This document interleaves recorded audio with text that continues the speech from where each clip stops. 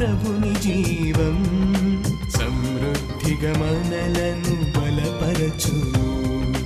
సమృద్ధి అయిన ప్రభుని జీవం సమృద్ధిగా మనలను బలపరచును. అలసిన హృదయాలకు ఇది సమృద్ధి జీవం. విరిగిన హృదయాలకు వాక్యామృత జీవం. ఓ నేస్తమా వీక్షించుమా యేసులో సమృద్ధి జీవం.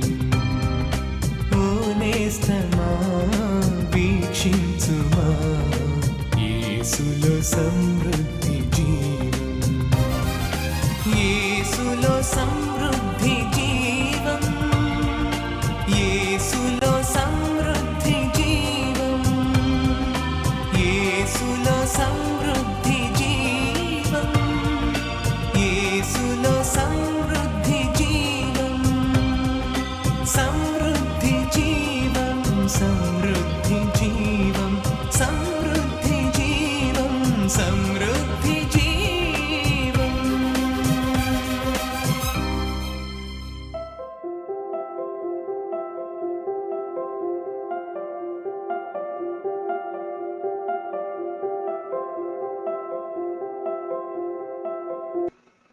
హెబ్రీయులకు రాసిన పత్రిక 12వ అధ్యాయము మొదటి 3 వచనాలు చదువుకుందాం. ఉమ్, ఉమ్, ఉమ్, ఉమ్.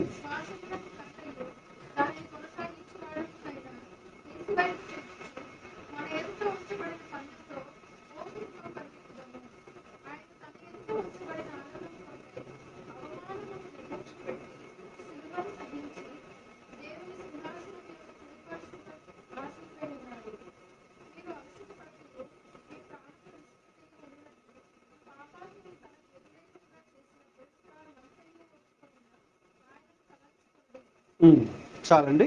చదవబడినటువంటి యొక్క వాక్య భాగంలో ఈరోజు 2వ వచనములో ఉన్నటువంటి విషయాన్ని మనం ఆధారం చేసుకుని వాక్యాన్ని ధ్యానం చేద్దాం.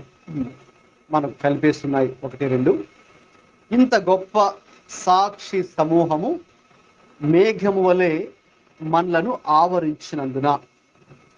మరి ఈ యొక్క గ్రంథకర్త అయినటువంటి పౌలు ఇంత గొప్ప సాక్షి సమూహం అంటే ముందు అధ్యాయంలో 11వ అధ్యాయంలో అనేక మంది భక్తులు, అనేక మంది గొప్ప గొప్పవారు, పురుషులు ఉన్నారు, స్త్రీలు ఉన్నారు, దేవుని కొరకు గొప్ప విశ్వాసముతో తమ జీవితాంతం వరకు కూడా చాలా చక్కగా తమ ఆత్మీయ జీవితాన్ని కాపాడుకుంటూ దేవునిలో జీవించిన వాళ్ళు చాలా మంది ఉన్నారు. అదొక పెద్ద లిస్టు మనము ముందు అధ్యాయంలో 11వ అధ్యాయంలో మరి మనము చూడగలం. సో కాబట్టి ఈ అధ్యాయం స్టార్టింగ్ లో మనం చదువుకున్నాం కదండి. ఇంత గొప్ప సాక్షి సమూహము అంటే ఎవరు వారు అని చూస్తే అది 11వ అధ్యాయంలో విశ్వాస వీరులు లేక విశ్వాస వీర వనితలు ఉన్నారు. అక్కడ చాలా మంది ప్రభు మీద విశ్వాసంతో జీవించిన వారు ఉన్నారు. అయితే వారందరి గురించి పౌలు గారు మాట్లాడుతూ వాళ్ళందరూ కూడా మన ఎదుట ఎలా ఉన్నారంటే సాక్షి సమూహము వలె మన ఎదుటి వారు ఉన్నారు. ఒక మేఘం వలె మనలను ఆవరించి ఉన్నారు. కాబట్టి ఆ విషయాన్ని చెబుతూ జ్ఞాపకం చేస్తూ ఇక మనమేం చేయాలో ఆ విషయాన్ని తెలియచేయడం జరుగుతుంది. మనమేం చేయాలి అని కనుక చూస్తే మనము కూడా ప్రతి భారమును సులువుగా చిక్కులు పెట్టి పాపమును విడిచిపెట్టి ఇక చేయవలసిన పని ఏమిటి అంటే విశ్వాసమునకు కర్తయు. దానికి కింద ఫుట్ నోట్స్ ఏముందండి? సేనాధిపతియు. విశ్వాసమునకు కర్తయు లేక సేనాధిపతియు దానిని కొనసాగించువాడునైనా యేసు వైపు చూచుచు మన ఎదుట ఉంచబడినటువంటి పందెములో ఓపికతో పరిగెత్తుదము. కాబట్టి మన ముందు ప్రభు ఒక టాస్క్ పెట్టారు. మనందరూ కూడా ఏం చేయాలో, రక్షణ పొందిన తర్వాత ఇక మనం ప్రభు సన్నిధికి వెళ్ళిపోయేంత వరకు కూడా, లేక యేసయ్య రెండవ రాకడ వరకు కూడా మనం ఏం చేయాలో ఒక పని అక్కడ దేవుడు మన ముందు పెట్టాడు. ఏం చేయాలంటే ఒకే పని, చాలా స్పష్టంగా ఉంది. యేసు వైపు చూచుచు మనము, దేవుడు మన ముందు పెట్టినటువంటి ఈ యొక్క పరుగు పందెంలో మనం ముందుకు వెళ్ళాలి. అంటే విశ్వాసులుగా మన జీవితంలో ఎవరి వైపు చూడాలో దేవుడు ఈరోజు మనతో మాట్లాడుతున్నారు.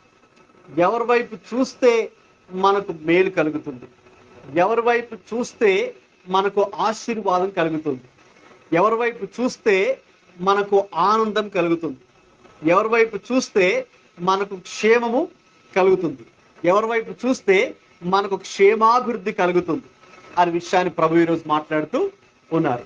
చాలాసార్లు మనుషులుగా విశ్వాసులు మనం చేసే తప్పు ఏంటంటే, మనం మనుషులను చూస్తూ ఉంటాం, లేక వాళ్ళను వీళ్ళను, రైట్? సో కొంతమందిని మోడల్గా మనం పెట్టుకొని, లేకపోతే హీరోస్గా మనం కొంతమందిని పెట్టుకొని, లేకపోతే కొంతమందిని మోడల్గా ఎగ్జాంపుల్గా తీసుకొని మరి వాళ్ళని అనుసరిస్తూ ఉంటాం. సో ఎందుకంటే మనకు హీరో వర్షిప్ అనేది చాలా ఎక్కువ, రైట్? ప్రపంచవ్యాప్తంగా ఉంది. తర్వాత మన దేశంలో కూడా ఇంకా ఎక్కువ, మన రాష్ట్రంలో ఇంకా హీరో వర్షిప్ చాలా ఎక్కువ, రైట్? నేను కూడా క్రీస్తులోకి రాకముందు నేను కూడా ఒక సినిమా హీరోని నా యొక్క లైఫ్కి ఒక మోడల్గా తీసుకొని మరి నేను ఉండేవాడిని. సో అప్పట్లో మొబైల్ లేదు కాబట్టి, అప్పట్లో కనుక మొబైల్ ఉంటే నా ప్రొఫైల్ పిక్ ఏది పెట్టుకునేవాడినండి? మేబీ నేను ఆయన దగ్గరికి వెళ్ళి దిగినటువంటి ఒక ఫోటో నా ప్రొఫైల్ పిక్గా పెట్టుకునేవాడినేమో. అప్పట్లో మొబైల్స్ లేవు కాబట్టి అది జరగలేదు. ఇంకా అతన్ని ఒక రోల్ మోడల్గా తీసుకొని, ఒక మాదిరిగా తీసుకొని ఇంకా మనం కూడా వాళ్ళలాగా ఉండాలి. సో కాబట్టి మన హెయిర్ స్టైల్ ఎలా ఉండాలి? ఇంకా వారిలాగా ఉండాలి. లేకపోతే మనం వేసుకునే బట్టలు ఇంకా వాళ్ళలాగా ఉండాలి. మనం మాట్లాడే మాటలు, మనం వదిలే డైలాగులంతా కూడా ఇంకా వాళ్ళలాగా ఉండాలి అని సినిమా హీరోల్ని, లేకపోతే మరికొంతమంది ఇంకా రాజకీయ నాయకుల్ని వాళ్ళు ముందు పెట్టుకొని ఇంకా వాళ్ళంటే ఇంకా చాలా ఇంకా వాళ్ళే ఇంకా వాళ్ళకి లోకం అన్నమాట కదండి. సో వాళ్ళ కోసం తమ ప్రాణాలు కూడా ఇవ్వడానికి సిద్ధంగా ఉంటారు.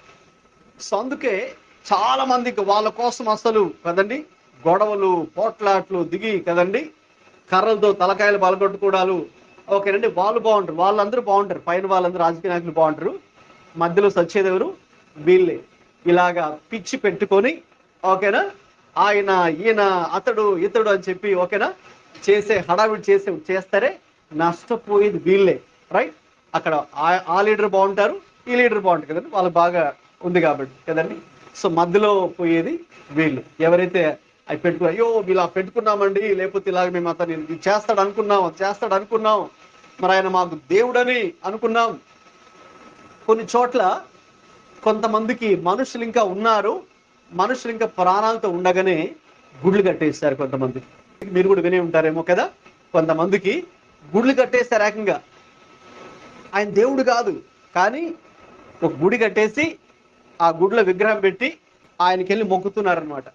ఆయన ఒక మనిషి, ఆయన ఒక రాజకీయ నాయకుడు, లేక ఆయన ఒక సినిమా స్టార్, లేక ఆయన ఒక బాగా ఆటలు ఆడే ఒక వ్యక్తి, స్పోర్ట్స్ స్టార్, లేకపోతే బాగా వాయిద్యం వాయించే వ్యక్తి, మ్యూజిషియన్. సో కాబట్టి వీళ్ళు ఏం చేస్తారంటే జనాలు వాళ్ళని హీరోలుగా చేసేసారు. హీరోలే కాదు, హీరో వరకు ఉంటే పర్వాలేదు, ఏం చేస్తారంటే చివరిగా దేవుణ్ణి చేసేశారు. చాలా చాలా ప్రమాదం. ఇక అభిమానులు, ఫ్యాన్స్ ఇంకా వాళ్ళని దేవుడు చేసేసారని వీళ్ళు విన్నారనుకోండి, వాళ్ళు ఇంకా చాలా గ్రేట్గా ఫీల్ అయిపోయి ఇంకా నేనే ఏమని చెప్పుకుంటారంటే వాళ్ళు దేవుణ్ణి అనే స్థాయికి కూడా వాళ్ళు చెప్పుకుంటారు. సో కొంతమంది నేను షాక్ అవుతున్నా, కొంతమంది అలా చెప్పుకుంటున్నారు కూడా, ఏమని నేను దేవుణ్ణి, లేకపోతే నేను ఆ దేవుడు ఇంకా నాలోనే ఉన్నాడు, ఇంకా ఆ దేవుడు ఇంకా నేనే అని చెప్పుకుంటూ ఉన్నారు. కాబట్టి ఈ రోజుల్లో మనుషులు ఏం చేస్తున్నారంటే ఒక మనిషిని, ఒక వ్యక్తిని, ఒక రంగంలో బాగా రాణించినటువంటి వ్యక్తిని, లేకపోతే ఒక వ్యాపారపు వేత్త, అతన్ని ఒక ఐడల్గా చేసి, అతన్నే విగ్రహంగా చేసేసి, లేక అతడే దేవుడనేటువంటి ఫీలింగ్లోకి వెళ్ళిపోయి మనుషులు వాళ్ళను ఆరాధించడం ప్రారంభిస్తూ ఉన్నారు. చాలా చాలా ప్రమాదం. ఎవరికి ప్రమాదము? విశ్వాసులు. ఎందుకంటే విశ్వాసులుగా, అందుకే ఈరోజు దేవుడు మాట్లాడుతున్న మాట ఏంటంటే, యేసు వైపు చూచుచు మనం ముందుకు నడవాలి. ఎవరి వైపు అండి? యేసు వైపు చూడాలి, మనుషుల వైపు కాదు. ఎందుకంటే మనుషులు మనం ఇప్పుడు అనుకుంటాం, ఓ వాళ్ళు అది ఇది అని, తర్వాత అసలు రంగు బయటపడేటప్పటికి అయ్యో ఏంటండి మేము ఇలా అనుకున్నాం, ఇలా చేసేసారేంటండి, ఇలా అనుకున్నారు, ఇలా చేశారేంటండి. సో మొన్నటిదాకా బాగా అభినందించిన వాళ్ళు, ఓకేనండి, ఎవరిదైనా అసలు రంగు బయటపడింది అనుకోండి, వాళ్ళని తిట్టడం వాళ్ళని స్టార్ట్ చేస్తారు కదండి. సో కాబట్టి మనుషులు ఏంటంటే మనల్ని దేవుడు చేసేస్తారు, అలాగే మనల్ని దయ్యాన్ని కూడా చేసేస్తారు.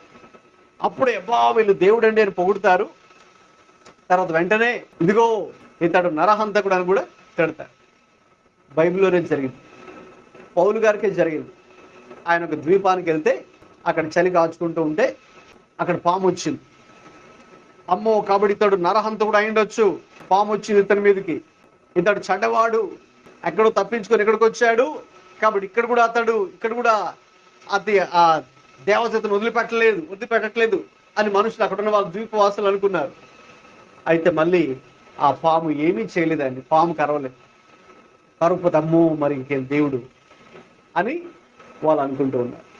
సో కాబట్టి మనుషులు, ఓకేనండి, చాలా ఇదిగా ఉంటారనమాట. ఓకేనా, ఇప్పుడే మిమ్మల్ని దేవుడు అని ఆకాశానికి ఎత్తేస్తారు, మళ్ళీ నెక్స్ట్ డేనే మళ్ళీ మీరు సైతాను అని మిమ్మల్ని నరహంతకుడు అని మిమ్మల్ని భూమి మీదకి పడేస్తారు. సో బైబిల్లో లాంటి చాలా సంఘటనలు ఉన్నాయి. అయితే విశ్వాసులుగా మనం ఎవరిని చూస్తూ, ఎవరిని రోల్ మోడల్గా పెట్టుకొని ముందుకు వెళ్ళాలి. ఎవరిని ఒక మాదిరిగా తీసుకుని, ఎవరి వైపు చూస్తూ 24 గంటలు 24/7 365 డేస్ కూడా మనం ఎవరిని ఒక మోడల్గా పెట్టుకొని మనం ముందుకు వెళ్ళాలో ఈరోజు దేవునికి వాక్యం నుంచి చూద్దాం. ఎవరినండి? యేసు వైపు చూచుచు. యేసే కానీ ఆ ప్లేస్ లో మరొక వ్యక్తి ఎవరు కూడా ఉండకూడదు. ఒక రాజకీయ నాయకుడో, ఒక ముఖ్యమంత్రో, ఒక ప్రధానమంత్రో, ఒక ఎమ్మెల్యేనో, ఒక ఎంపీనో, మనకు నచ్చిన సినిమా హీరోనో, బాగా క్రికెట్ ఆడేటటువంటి క్రికెట్ టీం కెప్టెనో, లేకపోతే ఫుట్బాల్ బాగా ఆడే ఫుట్బాల్ టీం ప్లేయరో, వాయిద్యాలు బాగా వాయించేటటువంటి ఒక మ్యూజిషియనో, ఓకేనండి, మన చక్కగా డ్యాన్సులు వేసే ఒక డాన్సరో, ఓకేనా, వీళ్ళు కాదు. మన మాదిరి మనం చూసి వెంబడించవలసింది ఎవరిని అంటే ప్రభువుని మాత్రమే. ఎందుకు? యేసుని మాత్రమే. ఎందుకంటే ఆయన దేవుడు కాబట్టి. మరి వీళ్ళందరూ ఎవరు? వీళ్ళందరూ మనుషులు, దేవుళ్ళు కాదు. అయితే మనుషులకి అంత తెలియక వీళ్ళని ఏం చేశారండి? ఏకంగా దేవుళ్ళే చేసేశారు. ఏకంగా కొన్ని చోట్ల గుడిలో కట్టేస్తారు. ఇంకా ఆశ్చర్యం, గుడిలో కట్టేసి ఏకంగా వాళ్ళకి ఇంకా దేవుడికి నమస్కారం పెడతారు లేదో తెలియదు, కానీ ఏకంగా వాళ్ళకి వెళ్ళిపోయి పాదాభివందనాలు, సాష్టాంగపడి నమస్కారాలు వీళ్ళకి చేసేస్తారు. సో దేవుడెవరో మనుష్యుడెవరో తెలియని ఒక అయోమయ పరిస్థితిలోకి ఈ తరము వెళ్ళిపోతూ ఉంది. ఈ తరము ఒక మనిషిని దేవుడిగా ఆరాధించేటటువంటి ఒక ఎక్స్ట్రీమిజంలోకి వెళ్ళిపోతూ ఉంది. విశ్వాసులు కూడా సాతాను చేత మోసగించబడుతూ ఉన్నారు. ఏ విషయంలో? యేసు వైపు చూడకుండా ఇక లోకం వైపు అయినా చూడడానికి, మనుషుల వైపు చూడడానికి, లేక కొంతమందిని రోల్ మోడల్స్ గా పెట్టుకొని వాళ్ళను అనుసరించేటట్టు రీతిగా సాతానుడు ఈరోజు సంఘాన్ని కూడా మోసం చేస్తూ ఉన్నాడు. వాడికి కావలసిందల్లా ఒకటే, ఏంటంటే యేసు వైపు వద్దయ్యా, ఇంకేదైనా చూడు, ఎవరినైనా చూడు, పర్వాలే, వాడు హ్యాపీ. యేసు వద్దు, ఇక మిగతా ఎవరైనా చూడు. ఎందుకంటే మరి వాడు యేసుని వెంబడించడం వాడికి ఇష్టం లేదు కదా సాతానుకి. మనం యేసయ్యనే చూస్తూ, యేసయ్యనే ఆరాధించడం, యేసయ్యని వెంబడించడం వాడికి ఇష్టం లేదు. కాబట్టి వాడికి ఇంకెవరైనా నువ్వు ఫేవరెట్స్ గా నువ్వు పెట్టుకో, నో ప్రాబ్లం, వాళ్ళకి ఫ్యాన్ గా మారిపో, వాళ్ళని ఫాలో అవ్వు, ఓకేనా, ఇంకా వాళ్ళ గురించి నువ్వు మాట్లాడు. అయితే ఒకానొక రోజు వాళ్ళు మనలను నిరుత్సాహంలోకి తీసుకెళ్ళబోతున్నారు. ఎనీబడి, మనుషుల్ని ఎవరైతే చూస్తారో వాళ్ళు ఈ రోజు కాకపోయినా మరొక రోజు నిరాశలోకి వెళ్తారు. అయితే యేసు వైపు చూచేవారు మాత్రమే వారు నిజముగా క్రీస్తులో జయించే వారుగా ఉంటారు అనే సత్యాన్ని, అనే అంశాన్ని ఈరోజు మరి మనము ధ్యానం చేసుకోబోతున్నాం. కాబట్టి యేసు వైపు చూచుచు మనం ముందుకు వెళ్ళాలని ఉంది కదా. అసలు ఎందుకు యేసు అని ఆలోచిస్తే ఒక మాట చదవండి. మత్తయి సువార్త 3వ అధ్యాయము 17వ వచనం చదవండి. ఆమ్ ఆమ్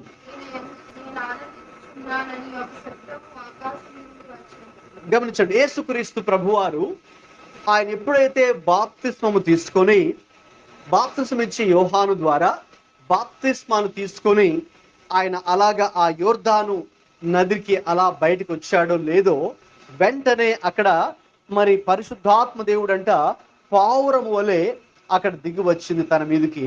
అంత మాత్రమే కాదు, ఇక ఆకాశం నుంచి, పరలోకం నుంచి ఒక శబ్దం వచ్చింది.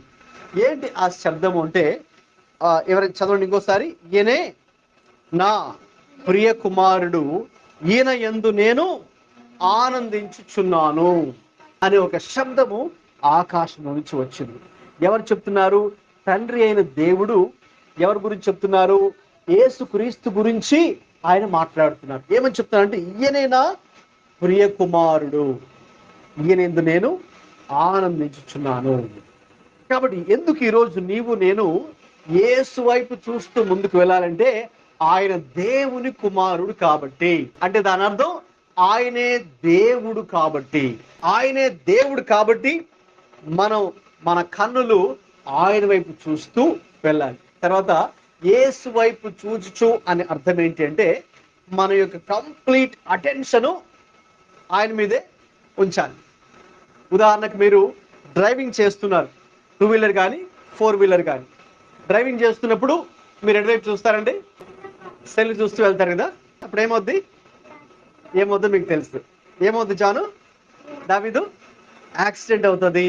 అవును, ఎందుకంటే సెల్ చూస్తూ వెళ్తే యాక్సిడెంట్ అయిపోతుంది. కాబట్టి మరి ఏం చేయాలి? డ్రైవింగ్ చేస్తూ ఎటువైపు చూడాలి?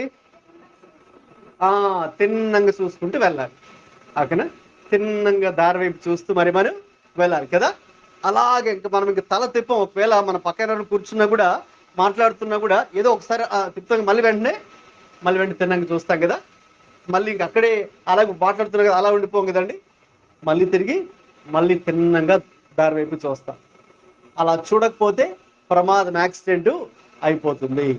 కాబట్టి మనం కూడా యేసు వైపే చూడాలి. అంటే దాని అర్థం ఇక మన పూర్తి ధ్యాస, పూర్తి దృష్టి, కంప్లీట్ అటెన్షన్ అంతా కూడా యేసు మీదే పెట్టాలి.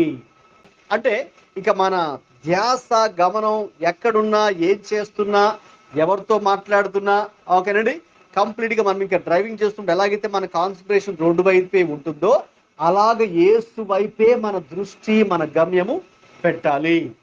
ఇంకెక్కడ కాదు, మనుషుల మీద కాదు, లోకం మీద కాదు, ఓకేనండి, మనం ఏది కలిగి ఉన్నామో దాని మీద కాదు, ఎవరి మీద కాదు. ఎందుకు యేసు మీదే పెట్టమని దేవుడు చెప్తున్నాడు ఈరోజు అంటే, మరి ఆయన దేవుని ప్రియ కుమారుడు కాబట్టి. అంటే దాని అర్థం ఆయనే దేవుడు. హల్లెలూయా, ఆయనే దేవుడు. అందుకే వాక్యం తెలియజేస్తుంది యోహాను సువార్త 1:1, ఆది యందు వాక్యం ఉండెను, వాక్యము దేవుని యొద్ద ఉండెను, ఆ వాక్యమే దేవుడే ఉండెను. కాబట్టి ఇప్పుడు ఎవరైతే ఈయన నా ప్రియ కుమారుడు, ఈయనందు నేను ఆనందిస్తున్నాను దేవుడు చెప్పాడో, ఆయనే మన దేవుడు. కాబట్టి దేవుడు మన ముందు ఉండగా, దేవుడు ఉన్నాడు, మనిషి ఉన్నాడు, సైతాన్ ఉన్నాడు. మీరు ఎవరి వైపు చూస్తారు? దేవుడి వైపే చూడాలి. అయితే చాలాసార్లు మనం చేస్తాం ఏంటంటే, ఆయన దేవుడని తెలిసినా కూడా దేవుని వైపు మనం చాలాసార్లు చూడం. ఇప్పుడు అవసరం వచ్చినప్పుడు చూస్తాం, మన కష్టం వచ్చినప్పుడే ఆయన వైపు చూస్తాం. అంతేకాదని చాలాసార్లు కష్టం వచ్చినప్పుడే ప్రార్థన చేస్తారు, కష్టం వచ్చినప్పుడే చర్చికి వస్తారు, కష్టం వచ్చినప్పుడే పాస్టర్ గారు ప్రార్థన చేయండి అని ఫోన్ చేస్తారు కదండి. మళ్ళీ కష్టం తీరిన తర్వాత వాళ్ళు మళ్ళీ ఇంక కొంతమంది అయితే చర్చికి కూడా రారు. ఎందుకంటే మాకు కష్టం పోయింది కదండి, అంతే. మరి మళ్ళీ ఎప్పుడు వస్తారు? మళ్ళీ ఏదో కష్టం వచ్చినప్పుడు.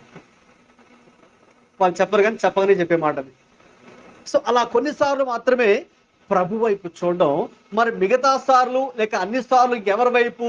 ఓకేనా, ఇక లోకం వైపు, మనుషుల వైపు, ఓకేనండి, ఇంకా వాళ్ళకు నచ్చిన వైపు వాళ్ళు చూస్తూ తిరుగుతూ ఉంటారు. కానీ దేవుని వైపు మాత్రం, యేసయ్య వైపు మాత్రము అన్ని సార్లు అయితే చూడరు. అయితే ఈరోజు వాక్యం చెప్పేది ఏంటంటే మనం ఎప్పుడు కూడా యేసు వైపే చూడాలి, యేసు వైపే చూడాలి. మత్తయి సువార్త 17కి రండి, ఒక విషయాన్ని ధ్యానం చేద్దాం. మత్తయి సువార్త 17లో ఒకసారి యేసు ప్రభు వారు ముగ్గురు శిష్యులైనటువంటి పేతురు, యాకోబు, యోహానును తీసుకెళ్లి కొండ మీదకి తీసుకెళ్తారు. కొండపైకి తీసుకెళ్లేందుకు ప్రార్థన చేయడానికి తీసుకువెళ్ళిన తర్వాత ఇంకా ఆయన ప్రార్థనలో ఉండగా ఒక్కసారిగా ఆయన ముఖమంతా కూడా మారిపోతుంది, తెల్లగా ప్రకాశించడం స్టార్ట్ చేస్తుంది. ఆయన వేసుకున్న వస్త్రాలు కూడా తెల్లగా కూడా అవి ప్రకాశించడం స్టార్ట్ అవుతాయి. ఇక నెక్స్ట్ ఆయన కుడివైపున ఒకరు, ఎడవైపున ఒకరు ప్రత్యక్షం అవుతారు. వారెవరు? మోషే, అలాగే ఏలియా. మన బైబిల్ స్టడీలో చెప్పాను, గుర్తుంది కదా ఆన్లైన్లో. మోషే, ఏలియా వారు ప్రత్యక్షమయ్యారు. ప్రత్యక్షమైన తర్వాత ఒక్కసారిగా శిష్యులందరూ చాలా ఎక్సైట్ అయిపోతారు అనమాట. ఇంకా అమ్మో మోషే గారు వచ్చేసారు, అమ్మో ఏలియా గారు ప్రత్యక్షమయ్యారని చెప్పి ముఖ్యంగా పేతురు ఇంకా అక్కడికి వెళ్ళిపోయి ఇంకా ఏదేదో మాట్లాడడానికి ఆయన ప్రయత్నిస్తారు. అసలు ఏది మాట్లాడుతామో తెలియకుండా ఆయన ఆ యొక్క ఆవేశంలో, ఎక్సైట్మెంట్ లో ఏదో మాట్లాడుతుంటారు. యేసు ప్రభుకి మాట్లాడుతుండగా ఓకే, ఆయనకు ఒక పర్ణశాల, ఆయనకు ఒక ఇల్లు కట్టిస్తానయ్యా, మీకు ఒక ఇల్లు కట్టిస్తాను, ఇక్కడే ఉండిపోతాం, చాలా బాగుంది అని అనే లోపే టక్కని ఆయన మాయమైపోయారు, ఈయన మాయమైపోయారు. ఎవరు ఇద్దరు లేరు. ఏంటి ఇలాగ ఈయనకు ఒక ఇల్లు కట్టిద్దామని చెప్పేలోపు ఈయన మాయమైపోయారు, ఈయన ఇంకొక ఇల్లు కట్టిద్దామని చెప్పి ఈయన మాయమైపోయారు. ఏంటి అని అనుకునే లోపు ఒక్కసారికి పై నుంచి ఒక స్వరం వచ్చింది. ఏంటి ఆ స్వరం? చదవండి. లూకాసు వార్త 9:35. ఏర్పరచుకొనిన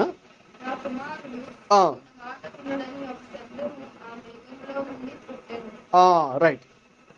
ఎప్పుడైతే ఇంకా పేతురు అలాగా ఎక్సైట్ అయిపోయి ఇంకా వాళ్ళు ఆయన వచ్చారు, ఈయన వచ్చారని ఎక్సైట్ అయిపోయి ఏదేదో చెప్తుండగా వాళ్ళిద్దరూ మాయమైపోయారు.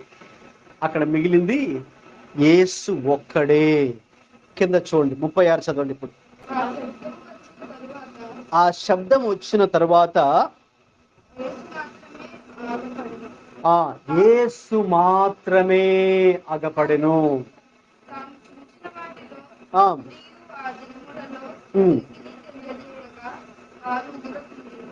చూడండి, ఇంకా అక్కడ ఏలియా లేడు, మోషే లేడు, యేసు మాత్రమే అక్కడ మిగిలి ఉన్నాడు. తర్వాత పేతురు ఒక్కసారిగా ఆలోచించేస్తారు, ఇదేంటి ఇప్పుడే చెప్పాను ఏదో, మరి వాళ్ళు మాయమైపోయారు అని ఒక్కసారిగా దేవుడు చెప్పిన మాట గురించి ఆలోచిస్తే, ఈయన నా ప్రియ కుమారుడు, మీరు ఎవరి మాట వినాలి? ఈయన మాట వినండి, ఈయన వైపే చూడండి, ఈయన్నే ఫాలో అవ్వండి, ఈయన్నే అనుసరించండి, ఈయన కోసమే జీవించండి, అవసరమైతే ఈయన కోసమే చనిపోండి అన్నట్టుగా ఆ శబ్దము వాళ్ళు వినడం జరిగిందండి. అంటే ఆ రోజున పేతురు నేర్చుకున్న ఒక పాఠం ఏంటి? ఆ కొండ మీదకి వెళ్ళినందుకు యేసయ్యతో, ఇక నేను యేసయ్య వైపు మాత్రమే నేను ఇక చూడాలి, ఆయన మాట మాత్రమే నేను వినాలి, ఆయన మాత్రమే నేను వెంబడించాలి, యేసుక్రీస్తు కొరకు మాత్రమే నేను జీవించాలి, ఎందుకంటే ఆయనే దేవుడు కాబట్టి, ఇక వేరే ఏ మనుషులను కాదు అనే ఒక గొప్ప పాఠాన్ని దేవుడు ఆ రోజున పేతురుకి ఆ కొండ మీద దేవుడు నేర్పించడం జరిగిందండి. ఎంత గొప్ప విషయం కదా! ఎందుకంటే యేసుక్రీస్తు మాత్రమే దేవుడు, ఆయన ప్రియ కుమారుడు అనే విషయాన్ని దేవుడు తెలియజేస్తున్నాడు. తర్వాత ఎందుకు అని చూస్తే, అదే పేతురు గురించి ఒకసారి ఆలోచిస్తే, ఒకసారి మరి వీళ్ళందరూ పడవ మీద ప్రయాణం చేస్తున్నారు. అది తెల్లవారుజామున సమయం. పడవ మీద ప్రయాణం చేస్తూ ఉంటే, అంటే ప్రభు అప్పుడు వాళ్ళతో లేరు, ఆయన వేరే స్థలంలో ఉన్నారు. వీళ్ళు ప్రయాణం చేస్తూ ఉంటే అంత దూరంలో, సముద్రం మీద అంత దూరంలో ఎవరో కనిపిస్తున్నారు తెల్లగా. వాళ్ళు అనుకున్నారు నైట్ టైంలో మరి ఎవరో తెల్లబడంతో కనిపిస్తే మనం ఏమనుకుంటామండి? దయ్యం అనుకుంటాం కదా. సో వాళ్ళదే అనుకున్నారు, భూతం, దయ్యం అనుకున్నారు వాళ్ళు కూడా. కానీ ఎవరక్కడ ప్రత్యక్షమైంది? యేసయ్యే. బాబు నేనేమి దయ్యం కాదు, భూతం కాదు, నేనే అని ప్రభువారు మాట్లాడారు. మాట్లాడితే యేసయ్య ఏమన్నారు? పేతురు ఏమన్నారంటే, ప్రభువా మరి నువ్వే అయితే నేను కూడా ఈ నీళ్ళ మీద నడవడానికి నాకు కూడా శక్తినివ్వు అని అడిగాడు. నువ్వే అయితే కనిపించేది మాకు, మీరే యేసయ్య అయితే, ప్రభువా నాకు కూడా శక్తినివ్వు, ఈ నీళ్ళ మీద నేను నడవాలి, నడుచుకుంటూ మీ దగ్గర నేను రావాలి. సరే లేచి నడువు అన్నారు యేసు ప్రభు. ఓకేనా? సో ఎప్పుడైతే ఆయన లేచి అలాగే ప్రభు వైపు చూస్తూ ఇంకా అడుగు పెట్టాడు, పడవలో నుంచి అడుగు పెడతాడు. మామూలుగా అయితే మునిగిపోవాలి, మునిగిపోలేదు. ఒక ఆశ్చర్యం ఏంటంటే మరి ఆయన అలాగ నడుచుకుంటూ నీళ్ళ మీద నడుచుకుంటూనే ప్రభు దగ్గరికి వస్తున్నాడు. అలాగా ఒక 4-5 అడుగులు వేసుకుంటూ ముందుకు వచ్చాడు. చాలా హ్యాపీ ఫీల్ అయ్యాడు, ఓ ఇది ప్రభువే అని. అయితే మళ్ళీ ఒక్కసారికి ఏమైపోయింది, ఆయన ఆ చుట్టూ మరి అలలు వస్తుంటాయి కదా కదా ఆ అలలు గాలి, కాబట్టి ఆ టైంలో కొంచెం గాలి ఎక్కువగా ఉంటుంది, అలల ఉధృతి కూడా ఎక్కువగా ఉంటుంది రాత్రిపూట పగటిపూట కంటే కూడా. కాబట్టి ఒక్కసారిగా ఆ గాలి శబ్దము లేకపోతే కెరటాలు అల్ల ఉధృతి చూసినప్పటికి మళ్ళీ భయపడ్డాడు. అటు ఇటు చూసి భయపడిపోయాడు. ఎప్పుడైతే భయపడ్డాడో వెంటనే మునిగిపోవడం స్టార్ట్ అయిపోయాడు, మునిగిపోతున్నాడు. ఇక ఆ మునిగిపోయే టైంలో వెంటనే ప్రభు వచ్చి అతన్ని మునిగిపోకుండా పైకి లేపడం జరిగింది. సో అప్పుడు పేతురికి దేవుడు ఇంకొక పాఠం తెలియజేశాడు. యేసు వైపే చూస్తే నీకేంటి, నీ జీవితంలో కలిగే లాభం ఏంటి? యేసు వైపు చూడకుండా అటు ఇటు చూస్తే జరిగే నష్టం ఏంటి అనేది ఆ రోజు ప్రత్యక్షంగా యేసయ్య ఒక పాఠాన్ని నేర్పించడం జరిగింది. మామూలుగా ఇలా కూర్చోబెట్టి చెబుతూ బహుశా ఆయనకు అర్థమయ్యేది కాదేమో. సో మనకు కూడా దేవుడు మన జీవితాలు కొన్నిసార్లు ఇలా కూర్చోబెట్టి చెబుతూ మనకు అర్థం కానప్పుడు దేవుడు ఏం చేస్తాడండి, ఒక అనుభవం కూడా దేవుడు మనల్ని తీసుకెళ్తాడు. ఒక అనుభవం కూడా తీసుకెళ్ళి అప్పుడు దేవుడు మనకు ఒక పాఠం దేవుడు మనకు నేర్పిస్తాడు. యేసయ్య అలాగే ఆ రోజు ఆ పాఠం నేర్పించాడు. ఎప్పుడు వరకు అయితే పేతురు క్రీస్తు వైపు చూస్తూ యేసు వైపు చూస్తూ నడుస్తున్నాడో చాలా హ్యాపీగా నీళ్ళ మీద నడవగలిగాడు. అది మామూలు విషయం కాదు కదండి, ఎవరు నడవలేరు నీళ్ళ మీద, మునిగిపోతాం. అయితే యేసు వైపు చూస్తూ ఆయన చెప్పాడు కదా, రా నువ్వు లేచి నడుచుకుంటూ రా అన్నాడు కదా ప్రభు. కాబట్టి ఆ మాటను నమ్మి యేసు వైపే చూస్తూ యేసయ్య మాట నమ్మి యేసు వైపు చూస్తూ వెళ్తూ ఉంటే నీళ్ళ మీద కూడా నడవగలిగాడు. మన జీవితాల్లో మనం కూడా యేసయ్య వైపే చూస్తూ యేసయ్య మాట వింటే ఏం జరుగుతుందండి, నాకు లాభం ఏంటి మీరు అనగచ్చు. ఏంటి లాభం అంటే మీరు ఏ పరిస్థితినైనా చాలా ధైర్యంగా ఎదుర్కోగలరు, నీళ్ళ మీద కూడా నడవగలరు. అంటే అక్షరాల కాదు, అటువంటి కష్టతరమైన పరిస్థితులను కూడా మనం చాలా ధైర్యంతో మనం ఎదుర్కోగలం. ఎంత పెద్ద కష్టం వచ్చినా కూడా మనం భయపడకుండా దానిని ఎదుర్కొంటూ ముందుకు వెళ్ళగలం. ఇక మనం పడిపోం, మునిగిపోం. ఎప్పుడు యేసయ్య వైపు చూస్తూ ఆయన మాట విని ఆ మాట విధేయత చూపించి కనుక మనం నడిస్తే మన జీవితాల్లో మనం ఇక మునిగిపోయే ప్రసక్తి ఉండదు. అది ఎంత పెద్ద జల ప్రళయాలు కావచ్చు, మనం మునిగిపోం. ఎందుకంటే మనం చూస్తే ఎవరి వైపు చెప్పండి గట్టిగా, యేసు వైపు చూస్తున్నాం కాబట్టి. అదే అలా కాకుండా ఒక్కసారిగా ఏదో సౌండ్ వస్తుందని పక్కకు చూస్తే ఆ కెరటాల శబ్దము లేక గాలి శబ్దము ఒక్కసారిగా మరి అటు ఇటు చూచాడు అనుకోండి, వెంటనే పేతురు భయపడి మునిగిపోబోయాడు వెంటనే. అయితే వెంటనే ప్రభు వచ్చి ఏం చేశాడు, ప్రభు వచ్చి మళ్ళీ అతన్ని పట్టుకొని పైకి లేపాడు. సో ఆ రోజున అతనికి అర్థమైంది, నేను యేసు వైపు చూచి నేను గనక అడుగులు ముందుకు వేస్తే ఇక ఎంత పెద్ద కష్టాన్నైనా ఎంత పెద్ద వ్యతిరేక పరిస్థితిని నేను ఎదుర్కోగలను, ముందుకే వెళ్తాను, ఇక మునిగిపోయేది లేదు, ఇక వెనక్కి వెళ్ళే ప్రసక్తి లేదు అనేది అర్థమైంది. ఇంకొకటి కూడా అర్థమైంది, అదేంటంటే ఇక నేను యేసు వైపు కాకుండా ఇక ఏమాత్రం కూడా అటు ఇటు చూచానో తప్పకుండా మరి నేను మునిగిపోతాను అనే విషయం కూడా అర్థమైంది. అవునండి, మనం కూడా యేసు వైపు కాకుండా యేసు వైపు చూస్తే ఏంటి లాభం, ఇప్పుడే చెప్పాను. మనం ఎంత పెద్ద కష్టాన్నైనా ఎంత పెద్ద పరిస్థితినైనా మనం చాలా ధైర్యంతో ఎదుర్కోగలము. మనం ఇంకా వాళ్ళని చూసి వీళ్ళని చూసి ఈ పరిస్థితిని ఆ పరిస్థితి చూసి మనము కృంగిపోవాల్సిన అవసరం లేదు. ఎందుకంటే మనం చూసిన ఎవరి వైపు అండి, యేసు వైపు. కాబట్టి యేసయ్య చెప్పినట్టుగా మనం విని నడుచుకుంటే ఇక అందులో మరి మనము మునిగిపోము.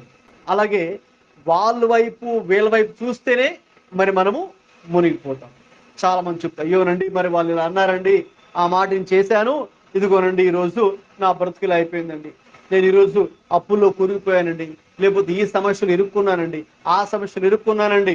ఎందుకంటే యేసు వైపు చూడకుండా, యేసయ్య చెప్పిన మాట వినకుండా, యేసయ్య చెప్పిన ఆ ప్రకారంగా చేయకుండా మనం ఇంకొకలాగా చేస్తే మరి మునిగిపోవడం ఖాయం, ఇరుక్కోవడం, చిక్కుకోవడం మరి ఖాయం. అది కూడా ఉంది కదా వాక్యంలో. పేతురే దానికి ఒక మంచి ఉదాహరణ కదా.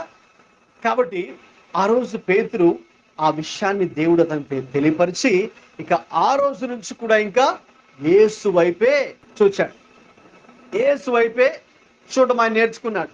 ఇక ఎప్పుడైతే అది నేర్చుకున్నాడో ఏం జరిగిందని చూస్తే, ఒకసారి మీరు ఎలాగ చర్చికి వచ్చారు ఈరోజు, పేతురు యోహాను కూడా ఒకరోజు వాళ్ళు చర్చికి వెళ్ళారు. చర్చికి వెళ్తే బయట ఒకడు అడుక్కుంటూ ఉన్నాడు. అయ్యా ఏమైనా ఉంటే దానం చేయండి, ధర్మం చేయండి అని అడుక్కుంటారు కదండి. అలాగా అడుగుతూ వీళ్ళ వైపు చూస్తున్నాడు. పేతురు వైపు, యాకోబు వైపు, యోహాను వైపు చూస్తున్నాడు. చూస్తే ఆయన అన్నాడు, మా దగ్గర బాబు మా వైపు చూడొద్దు, మా దగ్గర వెండి బంగారాలేమి లేవు. అయితే మరి ఏముంది వాళ్ళ దగ్గర? పేతురు దగ్గర ఏముంది? వెండి లేదు, బంగారు లేదు, డబ్బులు లేవు. ఏముంది మరి? ఎవరున్నారు పేతురు హృదయంలో? యేసయ్య ఉన్నాడు కదా. చదవండి అపోస్తుల కార్యాలు 3వ అధ్యాయం 6వ వాక్యం. అపోస్తుల కార్యములు 3వ అధ్యాయము 6వ వచనం. అందరూ తీయాలి, తీస్తారు కదా. చదవండి. అంతట పేతురు, వెండి బంగారు నా యుద్ధ లేదు బాబు, నాకు కలిగినదే నీకు ఇచ్చుచున్నాను. ఏది కలిగి ఉన్నాడు ఆయన? అదండి, నజరేయుడైన యేసు క్రీస్తుని తాను కలిగి ఉన్నాడు. కాబట్టి ఇదిగో బాబు, మా వైపు ఎందుకు అలా చూస్తున్నావు? ఏదైనా ఇస్తామని మా దగ్గర ఏమీ లేదు, వెండి బంగారు డబ్బులేమీ మా దగ్గర లేదు. అయితే మా దగ్గర ఏముందంటే, మాలో ఎవరున్నారు? యేసయ్య ఉన్నాడు. కాబట్టి నజరేయుడైనటువంటి యేసుక్రీస్తు నామములో లేచి నడు అన్నాడు అంతే. అనగానే ఏం జరిగిందండి? ఇంకా వాడు కుడి చేయి పట్టుకొని లేవనెత్తను. చదవండి. వెంటనే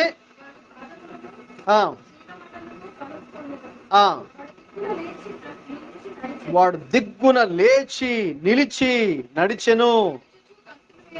నడవడమే కాదు, చర్చిలోకి ఎలా వెళ్ళాడంటండి? గంతులేసుకుంటూ లోపలికి చర్చిలోకి వెళ్ళి దేవుని నామాన్ని ఆరాధించాడు. దేవునికి స్తోత్రం, హల్లెలూయా.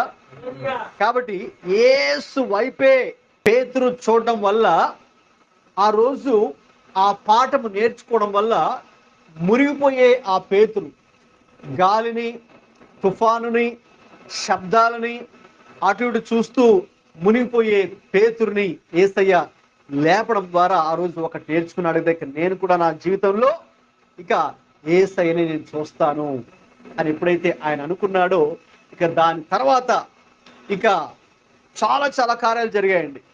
ఇలాగా ఇక ఆ అడుక్కునేవాడు, ఇదిగో బాబు నా దగ్గర ఏమీ లేవు కానీ నాలో యేసయ్య ఉన్నాడు, కాబట్టి ఆ యేసు నామములో చెప్తున్నాను, లేచి నడువు అన్నాడు.